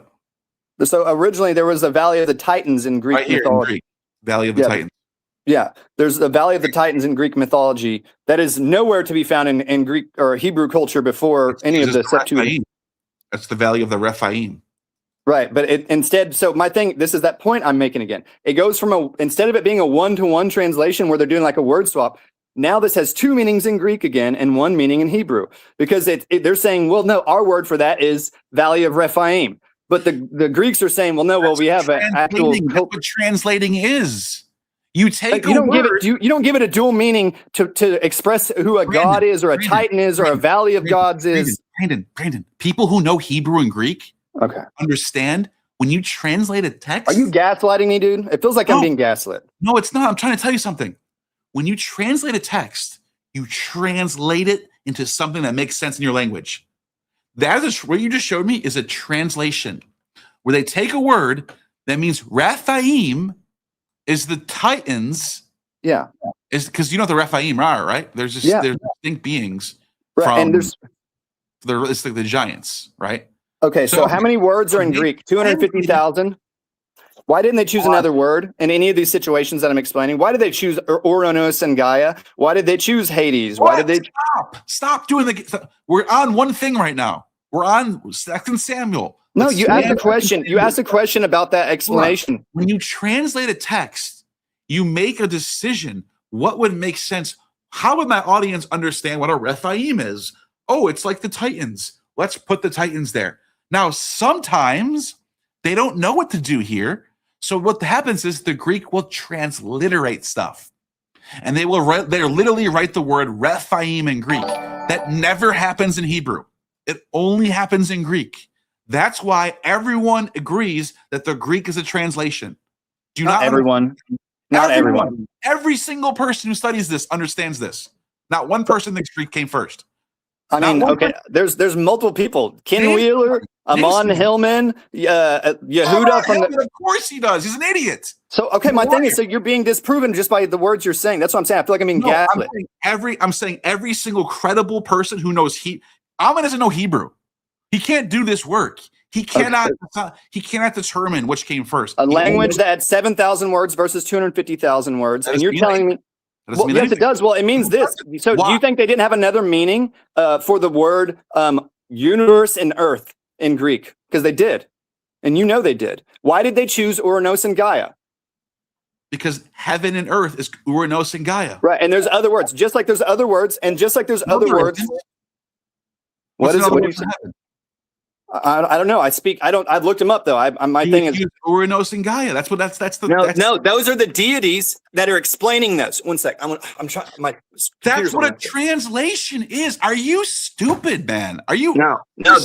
I'm saying, why was it selected? Sorry, dude. This is so low tier. Why would you, when you translate a text, you choose the words that make the most sense? So okay. What? I just looked it up because again, I don't speak perfect Greek. I'm learning it. Cosmos. Why did they not choose cosmos? Is not the word for heaven. Cosmos is the universe. Okay. So I'm going to keep going. Let's look for another. 1 second. I'll look up heaven. We're already on a new one now. I want to see. I'm going to look up other words. I'm going to see if there's other words. Here we go. Are you good? Are you like happy in your life? Are you good? You're chilling? Yes, I'm completely. Don't gaslight me, dude. Yes, I'm having a talk with you. Making sure I'm talking to a normal person right now. Yes, I'm a normal guy. You know, I have a family. I'm a farmer. All with me. You go next one, and then you don't care. You don't learn from this. Yes, I do. I'm learning. I'm learning right now. No, I'm hearing. I shouldn't even be engaging with you. You're not. This is not a serious inquiry. Okay. You're trying. I brought you a list because I want to ask you about each one of them. Brandon, is that not fair? I know you well enough now that you don't care what the truth is. You have a narrative that you want to be true. No, I don't. I literally don't. Yes, it is. Stop bullshitting yourself. Okay. See, why are you getting angry? Because you're such a bullshitter. You don't care what the truth is. Yes, I do. That's why you think I built this mind map. I have the world's largest mind map. Listen, dude, as soon as the evidence shows that you're wrong, you want to move on to the next fucking thing. No, I was on the same one. I was saying, okay, you said heaven, so I was going to look up heaven. I was going to look up other words for heaven just because you said something. Learn something for once. Stop being pathetic. Why are you getting angry, bro? Pathetic. You look pathetic right now. Who looks more pathetic? You, the person getting like. You agree that Adam means something in Semitic languages, and then you're like, oh, the Greek transliterates it. That means a translation. Move on, next subject. I don't care anymore. Next but that doesn't explain. My point is that doesn't explain. In 2 months from now, I'll talk to you again, and it'll be the same bullshit. You don't learn nothing because you don't care. Don't learn anything. Care. Anything is. I don't think you care. You don't care. You're not a serious person. Okay, whatever you're going to say. I'm just trying. I was trying to come in and have a narrative. You just want your narrative. That's it. You have a narrative in your head because it makes you feel. It makes you feel like important. No, I'm trying to like come in here. Narrative in your head that makes you feel like you have control over the world. You know, as disrespectful as you are to me. Except for Brandon. Brandon figured it out. He can't even read Hebrew or Greek, but he figured it out. And all the experts are all. Can I not make connections? It makes you feel strong, doesn't it? Makes you feel good, doesn't it? Why are you talking to me like this? Then as soon as the evidence comes against you, you just like, oh, forget it. You're like spitting angry right now, dude. Yeah, because I'm talking to a pathetic person right now. Am I pathetic? Do you have a family? Do you raise a family? Yes. I'm talking to a scattered brain. You don't have a family. Person. How do you know? I know. Do you follow me? Do you stalk me or something? I've researched everyone that is in this field. Wow. Why would I not? That's weird. That's weird. How is that weird? To know that you don't think I have a family? To know that you're Jewish, I know that. I'm Jewish. Yeah, you've admitted that on camera. I have the video of it. What did I say? What did I say? You said that you're descended from, you have Jewish in your blood, Jewish DNA. You said that. How much? How much did I say? And Rabbi what's his name? Rabbi Singer. He complimented you on your Hebrew. He complimented you on your Hebrew, and he said, "Oh, you must be Jewish." And you said, "Oh yeah, I have some in my family." And how much did I say it was? I don't know. I'm not saying that. 3 to 5%. So you talk about me being proud. That sounds like pride to me. That sounds like you were taking what the rabbi said and you were like, yeah, I've got some in my blood. Like it fucking matters, dude. You're a crazy person. That's what you are. You're a No. crazy person. No, You're I'm just calling out your bullshit and you don't like it. No, you're actually psychotic and you don't listen to people. You I'm have psychotic. narrative- You're the one you that's have angry, narratives bro. in your head. You have narratives in your head that you know are not true, but you convince yourselves that they are. You're a crazy person. I feel bad for people around you, actually. I actually do. I feel bad for people around you. I've already showed my. This is just funny to me. The whole "you're Jewish, dude. You're Jewish. You're trying to defend the Bible." I can't deal with people like that. I can't deal with people like that. 99-cent super chat. Ammonites bro, rolling on the floor laughing emoji. Yeah, they're crazy, man. They're crazy. They look at. Notice how he comes in here. Super chat. Ammonites bro, rolling on the floor laughing emoji. They come in here and they go, I got a thing that debunks everything. Let's hear it. They bring it to you. You show them why they're wrong, and they immediately, you can see it in their eyes. They don't care. You saw him. I go, Adam. The word Adam, what does it mean? He admits that it means, it's connected to the word Edomite, because the word Edomite is connected to Adam. They both have a etymological connection in Semitic languages, referring to the earth, red. There's a lot of different words that mean Edom, Adam, whatever. The word red in Hebrew is Adam, right? So we know it means something in Semitic languages. Just like the word for, let's see, mother, mater. We know it means something in Indo-European languages. We can see the spread of the word mother in Indo-European languages. But when you show them, hey, look, these words mean something in Semitic languages, it's in the Bible, and then the Greek version transliterates it. Doesn't translate it, it transliterates it. That's how you know what the original came from. The original came from Hebrew into Greek. I don't care. In fact, I used to want the answer. If I had a choice, my choice would be, I would say the Greek came first. I would want that to be true. But I don't give a fuck about what I want to be true. I care about what is true. That's when you watch my channels, all you're getting is from me, my honest opinion on the data. That's it. You're getting straight fucking pure, uncut, honest, my thoughts on things. You're not getting me trying to spin a narrative to make something true that I don't think is true. That's what you get from these guys. They come on here and they know they want this to be true. They want the Greek to be the original. They want there to be some sort of conspiracy that all scholars are in on, except for him, that he's figured it out. And the people that I have no respect for. And then they resort to calling you Jewish because of a clip from 5 years ago of me talking to Rabbi Singer when he goes, "Oh, your Hebrew's great. You must have some Jewish blood in you." And I jokingly said back to him, "Yeah, believe it or not, on my grandma's side, there's like 3% or something." That's what I said. And then you see what he does? In his mind, in his fucking stupid, crazy, insane brain, that means I'm a Jew now. That means I'm a secret Jew that's like doing some sort of like project. I don't know what that project is. I've been debunking the Bible for the last 5 years. I've been debunking Judaism for the last 5 years. I've been showing that the Hebrew Bible is not real and that the Exodus didn't happen and that Yahweh kind of sucks. I've been pushing that for the last 5 years. But he doesn't care because he doesn't like the things I'm saying, so I'm Jewish. So people like that, I have a short temper with. I don't care. I'll have him back on again in a couple of months. But tonight, you just, dude, I can't even stick on one topic with you. Because as soon as you notice how look, chat, you saw what just happened right there. I go, bring an argument. He says, okay, let's go to what do you say? Let's go to 2 Samuel 5. We bring up 2 Samuel 5. As soon as I start to explain it, as soon as I start to explain why he's wrong, he literally says, I'll give you a tally for that. Let's go to my next argument. But wait a minute. Are you going to admit that you're wrong? Are you going to admit that you just made a horrible point here? Because like, what is your goal here? Is your goal just to spit a bunch of shit at me to see what sticks on the wall? Like, do that somewhere else, dude. And do you honestly, are you honestly seeking truth? I don't think so. There's no way, dude. You're not seeking truth. You're seeking a narrative that you want to be true.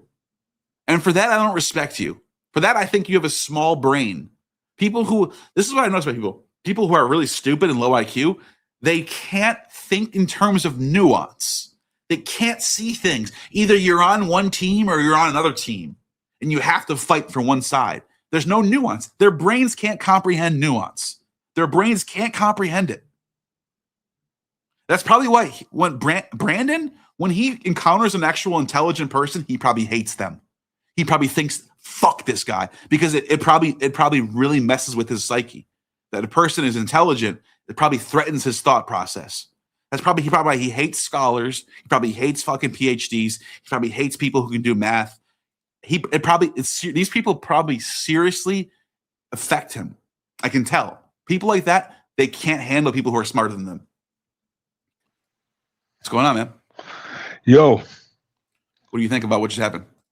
Oh, well, I just thought it was kind of pointless, right? Because even if they're kind of right about it, well, I'm not saying they are. I'm just saying if they were, like we said last time, the oldest version of the Septuagint we have is 300 AD.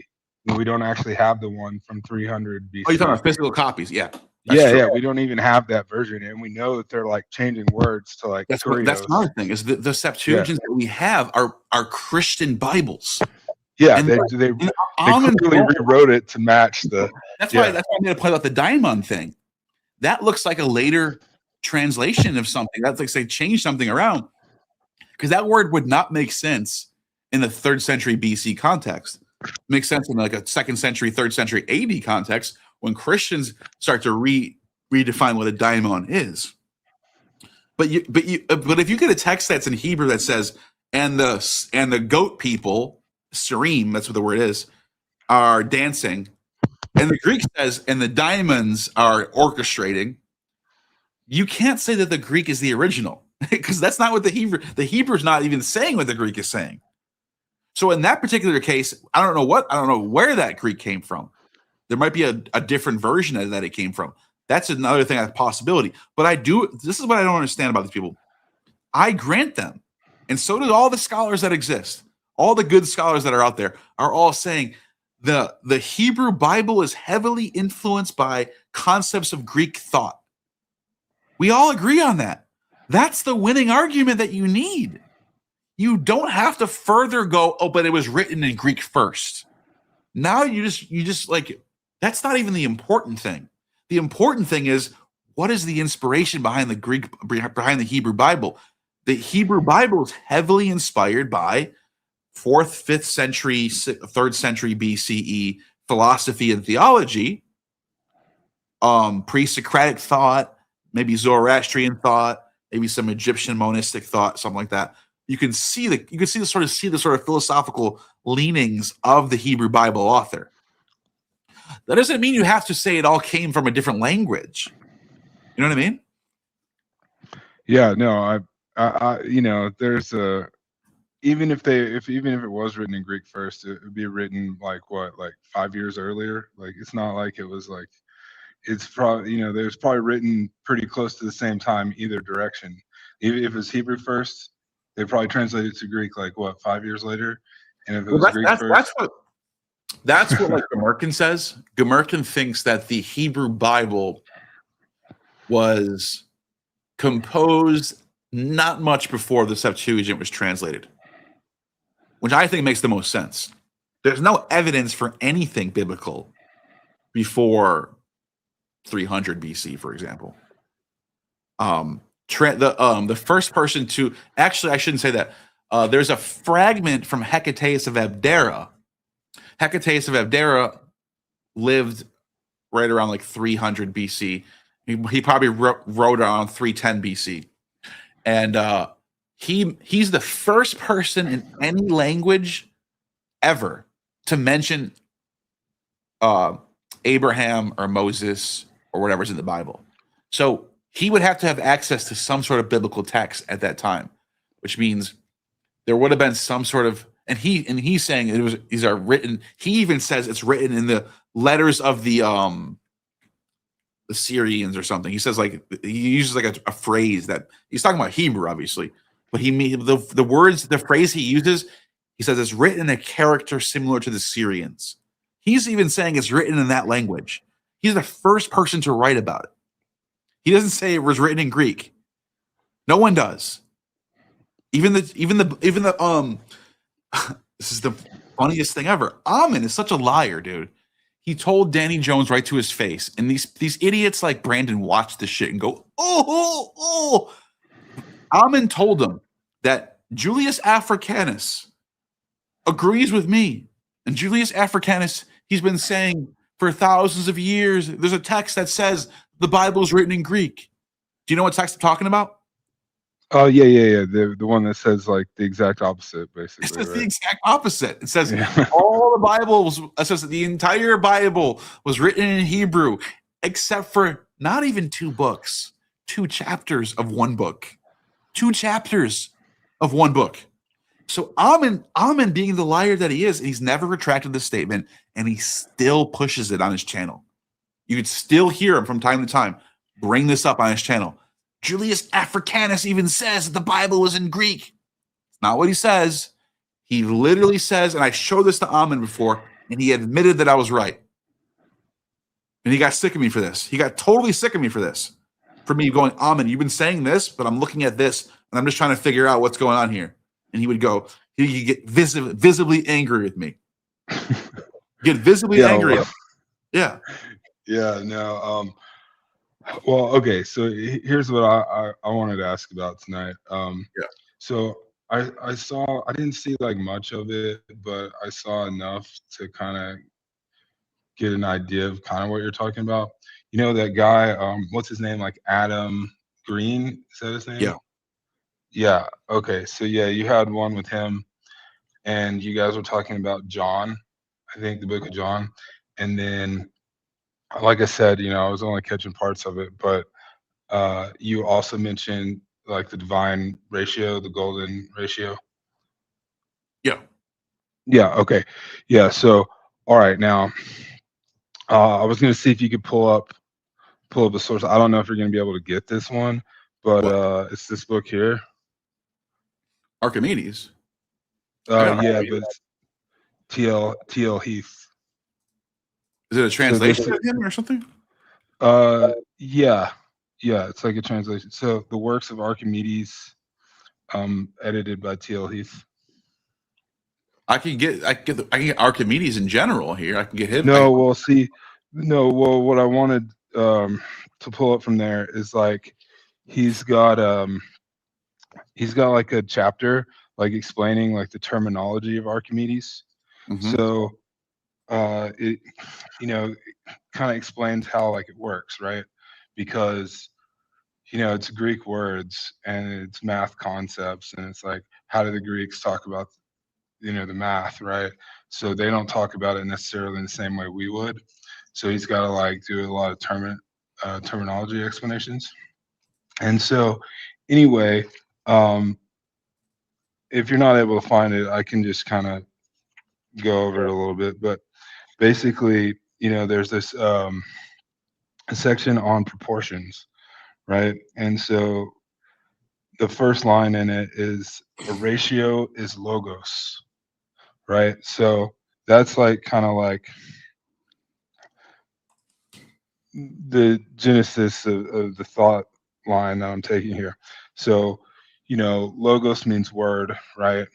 But Or it also reason, means a lot of, or account. It can mean a lot of things. yeah, it means a lot of things, right?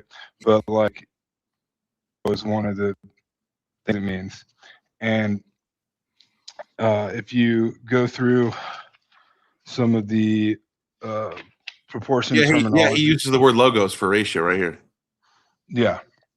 So if you go through some of the ratio terminology that he's using, he's also using the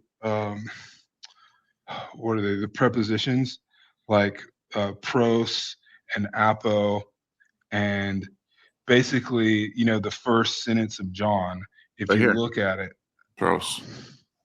yeah. So if you look at like the first, Apple means like away from. Pros means towards. yeah, right. But I guess my point is, like, if you look at that John 1:1, right? And you kind of like maybe look at logos as being a ratio, and maybe like the divine ratio even. A lot of the preposition work there also is very similar to the mathematical texts. So, you know, I was just wondering if any of that came up when you and Adam were talking. So, okay, John 1. Let's see. John 1.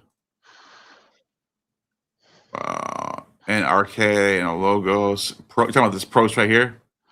Yeah, well, it's like logos, you know, pros, tone, like Yeah. that's Yeah. yeah, that's you know how he's like writing, you know. So in the so it would mean in RK, like in beginning, the ratio would be towards God. Is that what you're saying? The ratio was God. You're saying we should retranslate it as the way that it was used by Archimedes? Yeah, I'm just saying, like, it's an interesting. Yeah, no, it is. No, I mean, I was just, that's kind of why I wanted to bring up that conversation with you and Adam, because, you know, I knew you were talking about John a lot, and I also knew you were talking about the divine ratio. So I was going to see what other connections there were between those two, and then wondering if any of those could apply here. Yeah. If we actually think. I think that's a valid point. I think that the word logos that's ambiguous, like just get rid of this for a second. Get rid of the English. Stop looking at it. Just look at this. This is all they had back then. They weren't thinking in terms of our brains. So what would someone hear when they heard NRK? And hologos, kai hologos, and pros ton theon, kai theos, and hologos. Now, what are they thinking when they hear that? They might think of something like you just said. They might think this is like some sort of ratio. I mean, mathematical like law, like a proportion, like a what do they mean universal by proportionality? Yeah, like as above, so below. Pros is a propositional, directional thing, you know. So it does have the similar sort of accompanying words, is what you're saying. Yeah. So the golden is just about the golden ratio, because this is a creation story if you think about it. Yeah, I think that's an interesting point. I like that actually. Yeah. No. Anyway. Yeah. What did how did like your conversation with Adam get from John to the divine ratio in the first place? I don't even remember. I'm not to be honest, I don't remember exactly what part you're talking about. Was that on my channel or his channel? I think it was on your channel. Was it? Yeah, I just remember like the title of it was something about John, and I was watching a little bit of it, and then I came back like 2 hours later, and you guys were talking about the divine ratio or something. It was a live stream, right? I think so. It was a while back, but not. It was a while back, wasn't it? A few months ago. Was it? Oh, that's just 9 months ago. We're not that far back.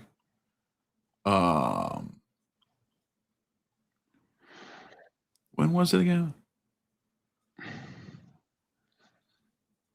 Oh shit! Are you sure it was my channel? I thought so. I mean, I don't really watch this channel, but maybe.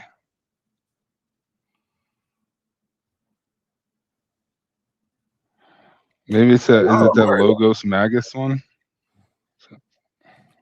Where? Oh, this one right here. Is the easiest way to eat healthy. Hungary is kind of like having your own personal shop. He wanted to go inside to see what was so special about it. And the priests were like, if you go in our Are you temple, sure me and Adam Yahweh will smite you. Yeah, yeah. I don't think it was this one. I think Yahoo you did another one. With it. Okay. Yeah, I don't know. Well, I honestly I don't remember. But yeah, I don't know. The golden ratio is interesting to me. I like it. I think But it's yeah, very any- convincing. I think it's a very convincing line of inquiry about the nature of our reality. Why does it show up so often? Why is it so appealing to our eyes? Why do we like it? You know? Yeah, well, that's really all I got. That's fine. So- I'm probably gonna. I was only gonna do like 4 hours in it anyways. We're at the 4 hour mark. This is perfect. So Okay. All right. Well, yeah, just look into that some more and see what you can find out. I know you're good at running these things down. So yeah, man. What did you think about the were you watching this whole thing or no? on and off. Did you see the beginning when I showed the comedy that reveals the mystery of ISIS? The Aristophanes, was that the Aristophanes or was it a different No, one? it was a comedy fragment that I was pulled up, and it was like the comedian was like making a joke about the mysteries, but it was like he was saying like, oh, it's all just like cooking. Like you find the best you find the best catfish from the Nile River and you put it into a pan and you add salt and vinegar and oil, and then he's like, once it's all done, you take the oil of the he says the image of the cow-headed virgin, which is Isis, and then once you empty the oil into the pan, and then once it's done, you lick your finger like Harpocrates. It's like really fascinating source that I've never heard of before until last night. So, anyways. Yeah. Well, yeah. Anyway, good luck running it down. Hopefully you can get some Greek mathematician on here. Haven't seen you have that yet, really. Yeah, Archimedes is a whole can of worms, man. That's a topic in itself. Yeah, and you still got to try to get Professor Zhang, man. I think that would be a funny one for you to do. Yeah. Yeah. So I know you disagree with him a little bit, but I Professor think it'll be- Zhang, or how do you say his name? Chang? Yeah, Professor Zhang. I think he's a fascinating guy, and I think he's actually pretty smart too. I just think sometimes he'll say something, I'll just go, "What the fuck did he just say?" It's just like I don't know. I think he's whatever. Who cares? Yeah, hate him. Homer's about love.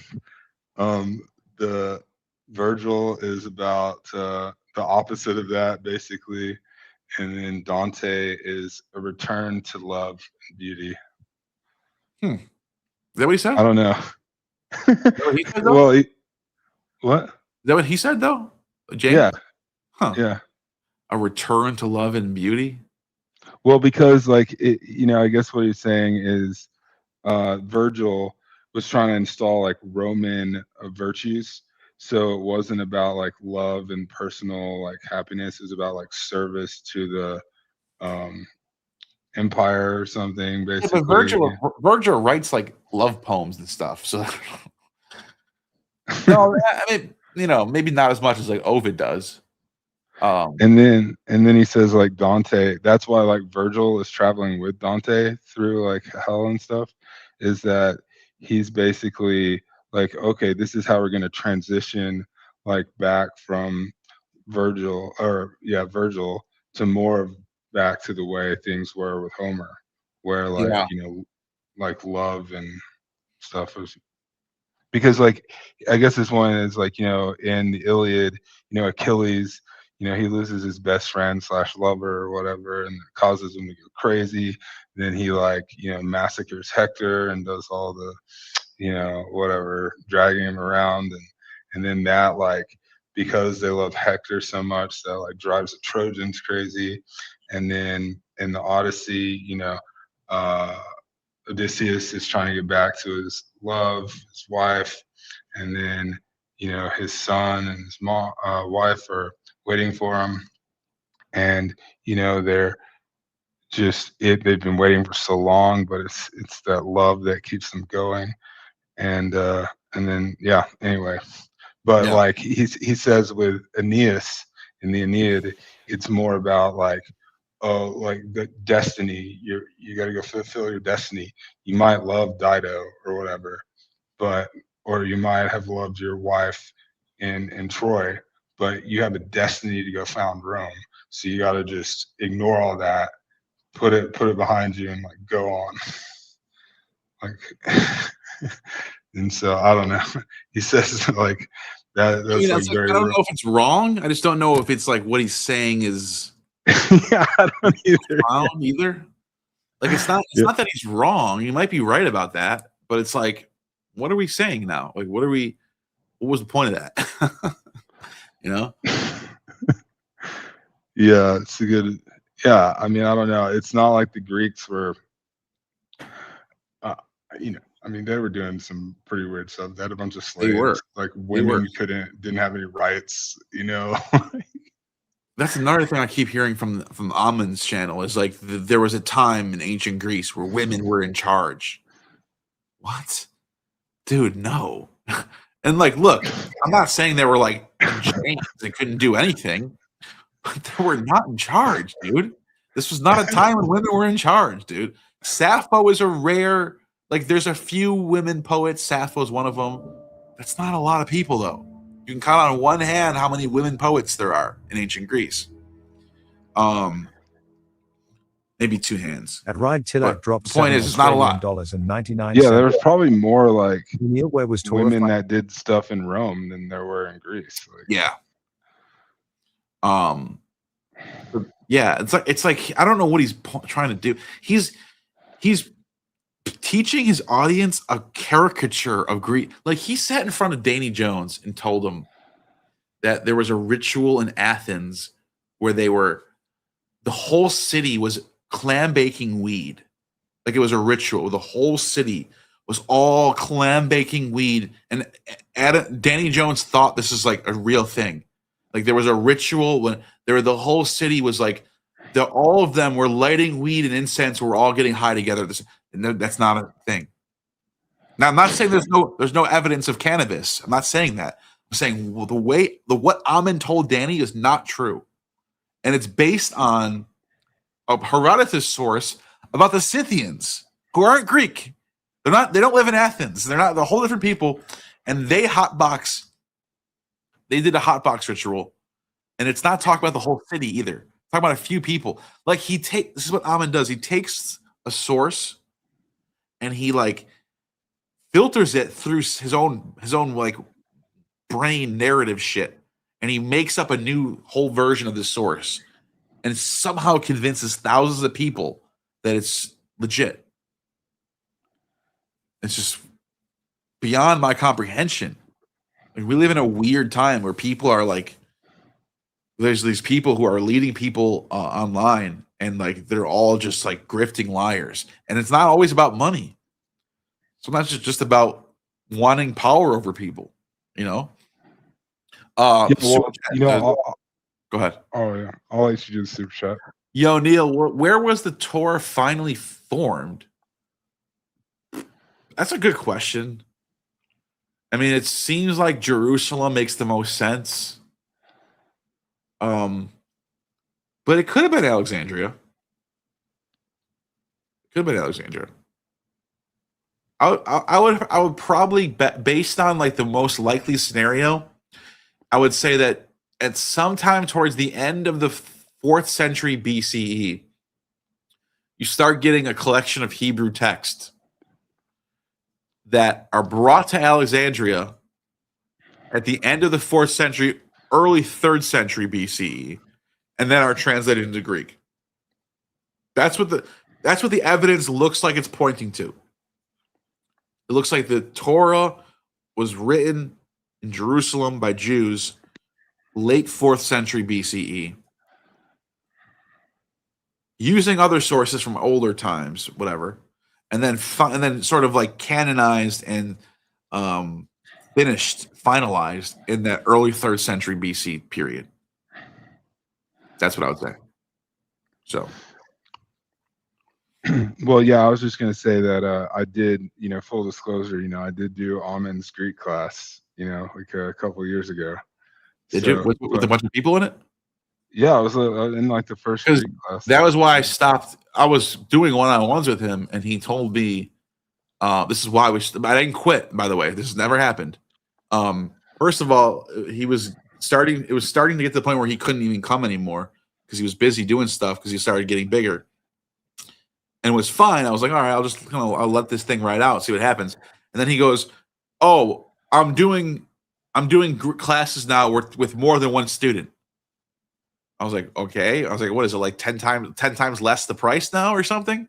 He's like, no, it's the same price. You how much did you pay for it? I was like, I think $20 a class or something. And you was 10 people in there? No, there was like I think 5 maybe. Okay. He told me it was 10 people for $40. That's what he told me for an hour. And I was like, that was the same price that I was paying, $40 an hour for one-on-one Greek, which is like way more beneficial. In a class of 10 people, you can't learn Greek that way. Did you get good at it? Did it get you anywhere? I mean, I got pretty far. I got pretty busy. So like around like chapter 13 or so, 11 to 13, around that. You can translate Greek then. You know how to look. You can read a verb and look at you can say, okay, the verb is in this form, the noun is in that form, and then you can translate from there, right? Yeah, well, I mean, it's super rusty now, but yeah, no, in theory, I can do a little bit of it. My vocab's I'm not. trying to gauge how good he got you in that. How long of a time? How long were you doing it for? I mean, probably like about 6 months. 6 months? Quite a long time. 5 months. I don't know, something like that. But yeah, it's just like you can conjugate a verb. Like you can look at a verb form and go, oh, that's the passive and that's the participle. Like you could tell us. Yeah, I was able to do that. Yeah. Okay. It was the. No, I'm not saying Amin can't teach that stuff. He got me through the basics too. I definitely extended way beyond what he was able to teach after I left. Participles were all pretty hard, actually, but yeah. No, it's hard to memorize that stuff. I'm still not good at it. I'm not saying that I am. But like, I realized after I went to a different teacher how kind of shitty he was. I recommend that. Try a different teacher now. Watch how your whole shit goes. Whoa. Oh, he didn't even tell me that about that. Oh, he missed this part too. Oh, he didn't even tell me about the penult and the how he never even gets into why certain accents are where they are, or what's the difference between accusative or what's the difference between the acute accent and the grave accent. I don't think Alan teaches that, does he? Do you know the difference? Acute accent, grave. Yeah, I teach that. No, I think he said don't worry about accents. He says that. He did the same thing to me. He goes, "Oh, it says this part right here. Skip over it. We don't need that." But it actually turned out that was actually very, very helpful to know, like what the difference Greek accent is. Yeah, there was something I was looking up. It has to do with like Greek's based on pitch, and the way Amin teaches Greek is it's like hitting notes. Like he teaches you how to read good Greek, but he doesn't teach you how to understand the Greek. Yeah, if you understand what like the accent's doing, it explains like what happens in some of those like ending word Indo-European where it goes a little crazy, and you're like, why this one got a TO instead of He hates Indo-European theory. He thinks Greek's the mother Greek. He makes up his own little mythology behind it. He's just not good. He's not a good source for information. He's teaching people bad shit. Like it's if you think that if you're writing for a narrative, Amin's your guy. If you're trying to find out truth, Amin's the opposite of your guy. $5 super chat. I think we may not have had complete Torah before Septuagint, but most is separate scrolls and separate parts for each book that was edited to September Torah. That's what most people say. That's like the consensus. Is like what we consider the Hebrew Bible, the Old Testament, wasn't a collection of books yet. And then the translation of Greek comes along, and now all of a sudden you have, oh, well, these books go together. Oh, this book goes with this book, and this book goes with this book, and then you start to get a collection. That's what it seems like what was going on. You had a whole bunch of scrolls that were separated from each other, different authors, different meanings, different whatever, And then over time, they start to collect and they start to translate them. So that's the most likely scenario. You know, we will never really know exactly like what the hell is going on because there's not a lot of evidence for it. The evidence is bad for like what was going on in Jerusalem, for example, at the end of the 4th century BC.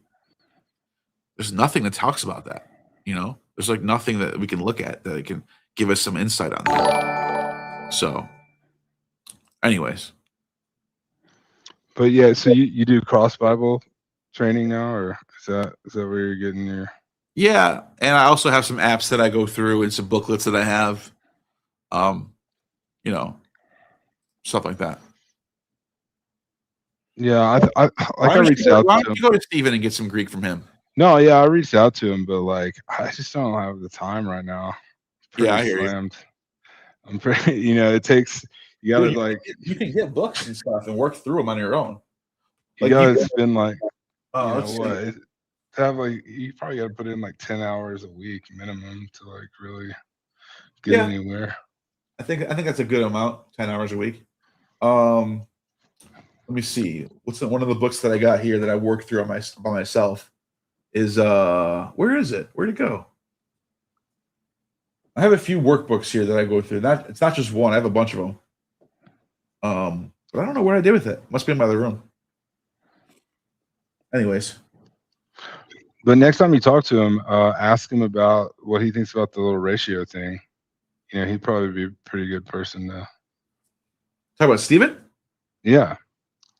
What did you think about the golden ratio? Oh, about reading John with Logos' ratio. Yeah, that'd be interesting. Yeah, because he understands that word is very ambiguous, so it could mean a lot of things.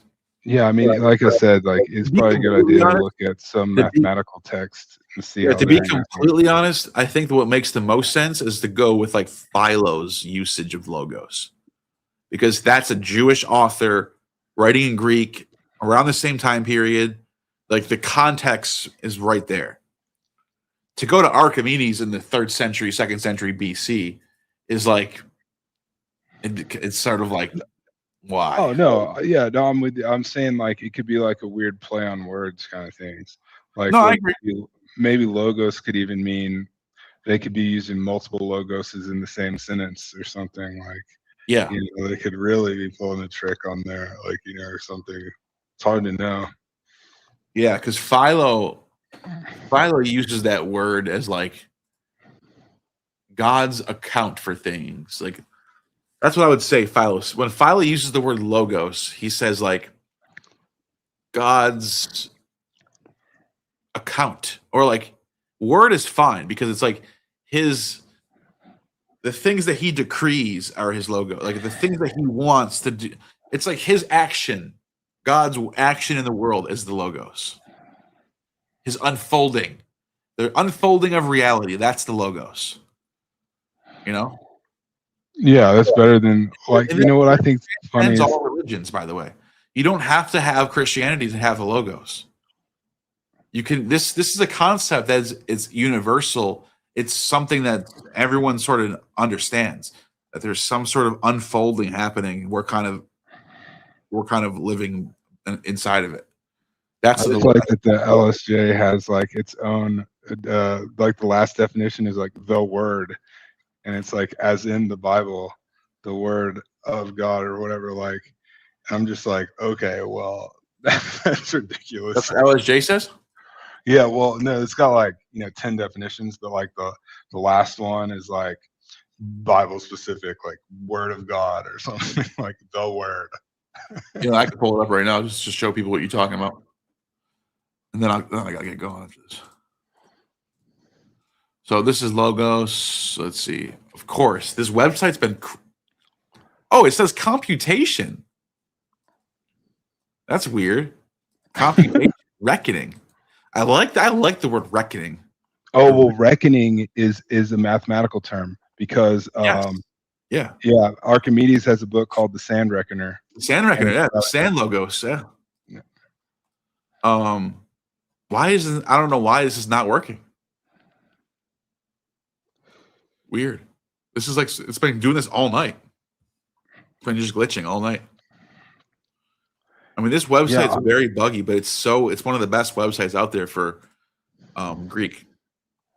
Here we go. Logos. Verbal noun from Lego, which means what just happened? Okay, here we go. Okay. Verbal noun from Lego, which senses corresponding to Legos. Get it? Legos, like building blocks. I never even thought about that until right now. Account of money handled. See, I like that. I like the definition of account. The account of things. You know what I mean? Public accounts. That's another thing. That's another definition of logos. Generally, I think reckoning means like accounting. Yeah. Yeah. Like I reckon this. This is like my reckoning of things. Like that's the account. That's what logos. It's such a hard word to define, but this is actually I actually like this page. This makes a lot of sense so far. Measure. Ooh, that's another word. That's another good way to describe what logos is. The measure of all things. Jesus is the measure of all. You know what I mean? He's the measure of all things. He's the one who can decide if you're innocent or guilty based on his own, even if you did break the law, he could still give you the measure of all. Like that's what the logos is trying to do. It's reason. It's reason. Yeah, it's weird that it's measure, comma, tail though. That's like a strange combination of words. Or no, I get tale, as in like you tell a tale. Yeah, but what does that have to do with measure? Like that's well, it's just saying measure or tell. It's saying this. It's saying these. Number 3 is saying these usages for these sources are saying it could be a measure of things or a tell, a description of things. Probably should say. Okay. So it's like used 2 ways in that source or something. Yeah. Look at it. Consideration, value, esteem. It's such a this is such a look at I'm not even close to being halfway through. This is I hope people are watching right now. The word logos in Greek is so ambiguous. We're not even halfway through the page yet. And we've already gone through what? We've gone through account, computing, reckoning. We've gone through measure, tell. We've gone through relation, correspondence, proportion. Not even halfway done yet. You can go explanation, plea, statement of theory, argument, law, rule, conduct, thesis, hypothesis. Like this is the word of words, man. I'm telling you. Inward debate of the soul. Wow. The logo is the inward debate of the soul. I love that, dude. Thinking, reasoning. It's eaten up with the logos. Yeah. Let's see. Creative reason. That's a good one. Continuous statement, narrative. The narrative that's a good one too. It's the narrative. Oration. Verbal expression or utterance. Yeah, there's where you go. That's the one that people understand the most. It's used that way a lot. Let's see how look at this is all the usage of that. That's a lot of examples. The whole tower of examples. Yeah, I think like one of these under this section is going to be common talk. And look at this. Boom. Oh, look at how many examples there is. Discussion, debate. Oops. Oh my God. It's already gone. Where's the word though? Like that was word, common talk. Okay. And then it says right here, verbal expression, single word, rarely a single word, oration. Wait, hold on. Maybe if you keep going down, the word or wisdom. That's the one you're talking about. Yeah, that's the one. Yeah, that's the last definition. Because it's true. It is the last definition. Finally, the Bible comes along and says the logos is God. Like that is the last time it's ever used. But like, it's like kind of creation like, of world government. Does it actually mean that? Or like Is this like a pop out? That's one way to look at it in John. And see how it says Evangelion of John. That's what John means. But Gospel of John. Evangelion John. That's John. John 1:1. See? 1:1. Yeah, no, but I feel like it makes more sense that it means one of these other things than like this. Oh, let's just make this definition all of its own thing. Like he's not actually using a word to mean anything. He's inventing a new definition for it here. Like, yeah, no, I could, yeah, because it says right here, Huios Theo, the Son of God. It's literally saying that's what it means. But yeah. Various modes of expression, speech, things spoken. Anyways. All right. Well, I'm going to shut this thing down for tonight. Thanks for everyone for super chats. Thanks for everyone for watching. And you have just attained true gnosis.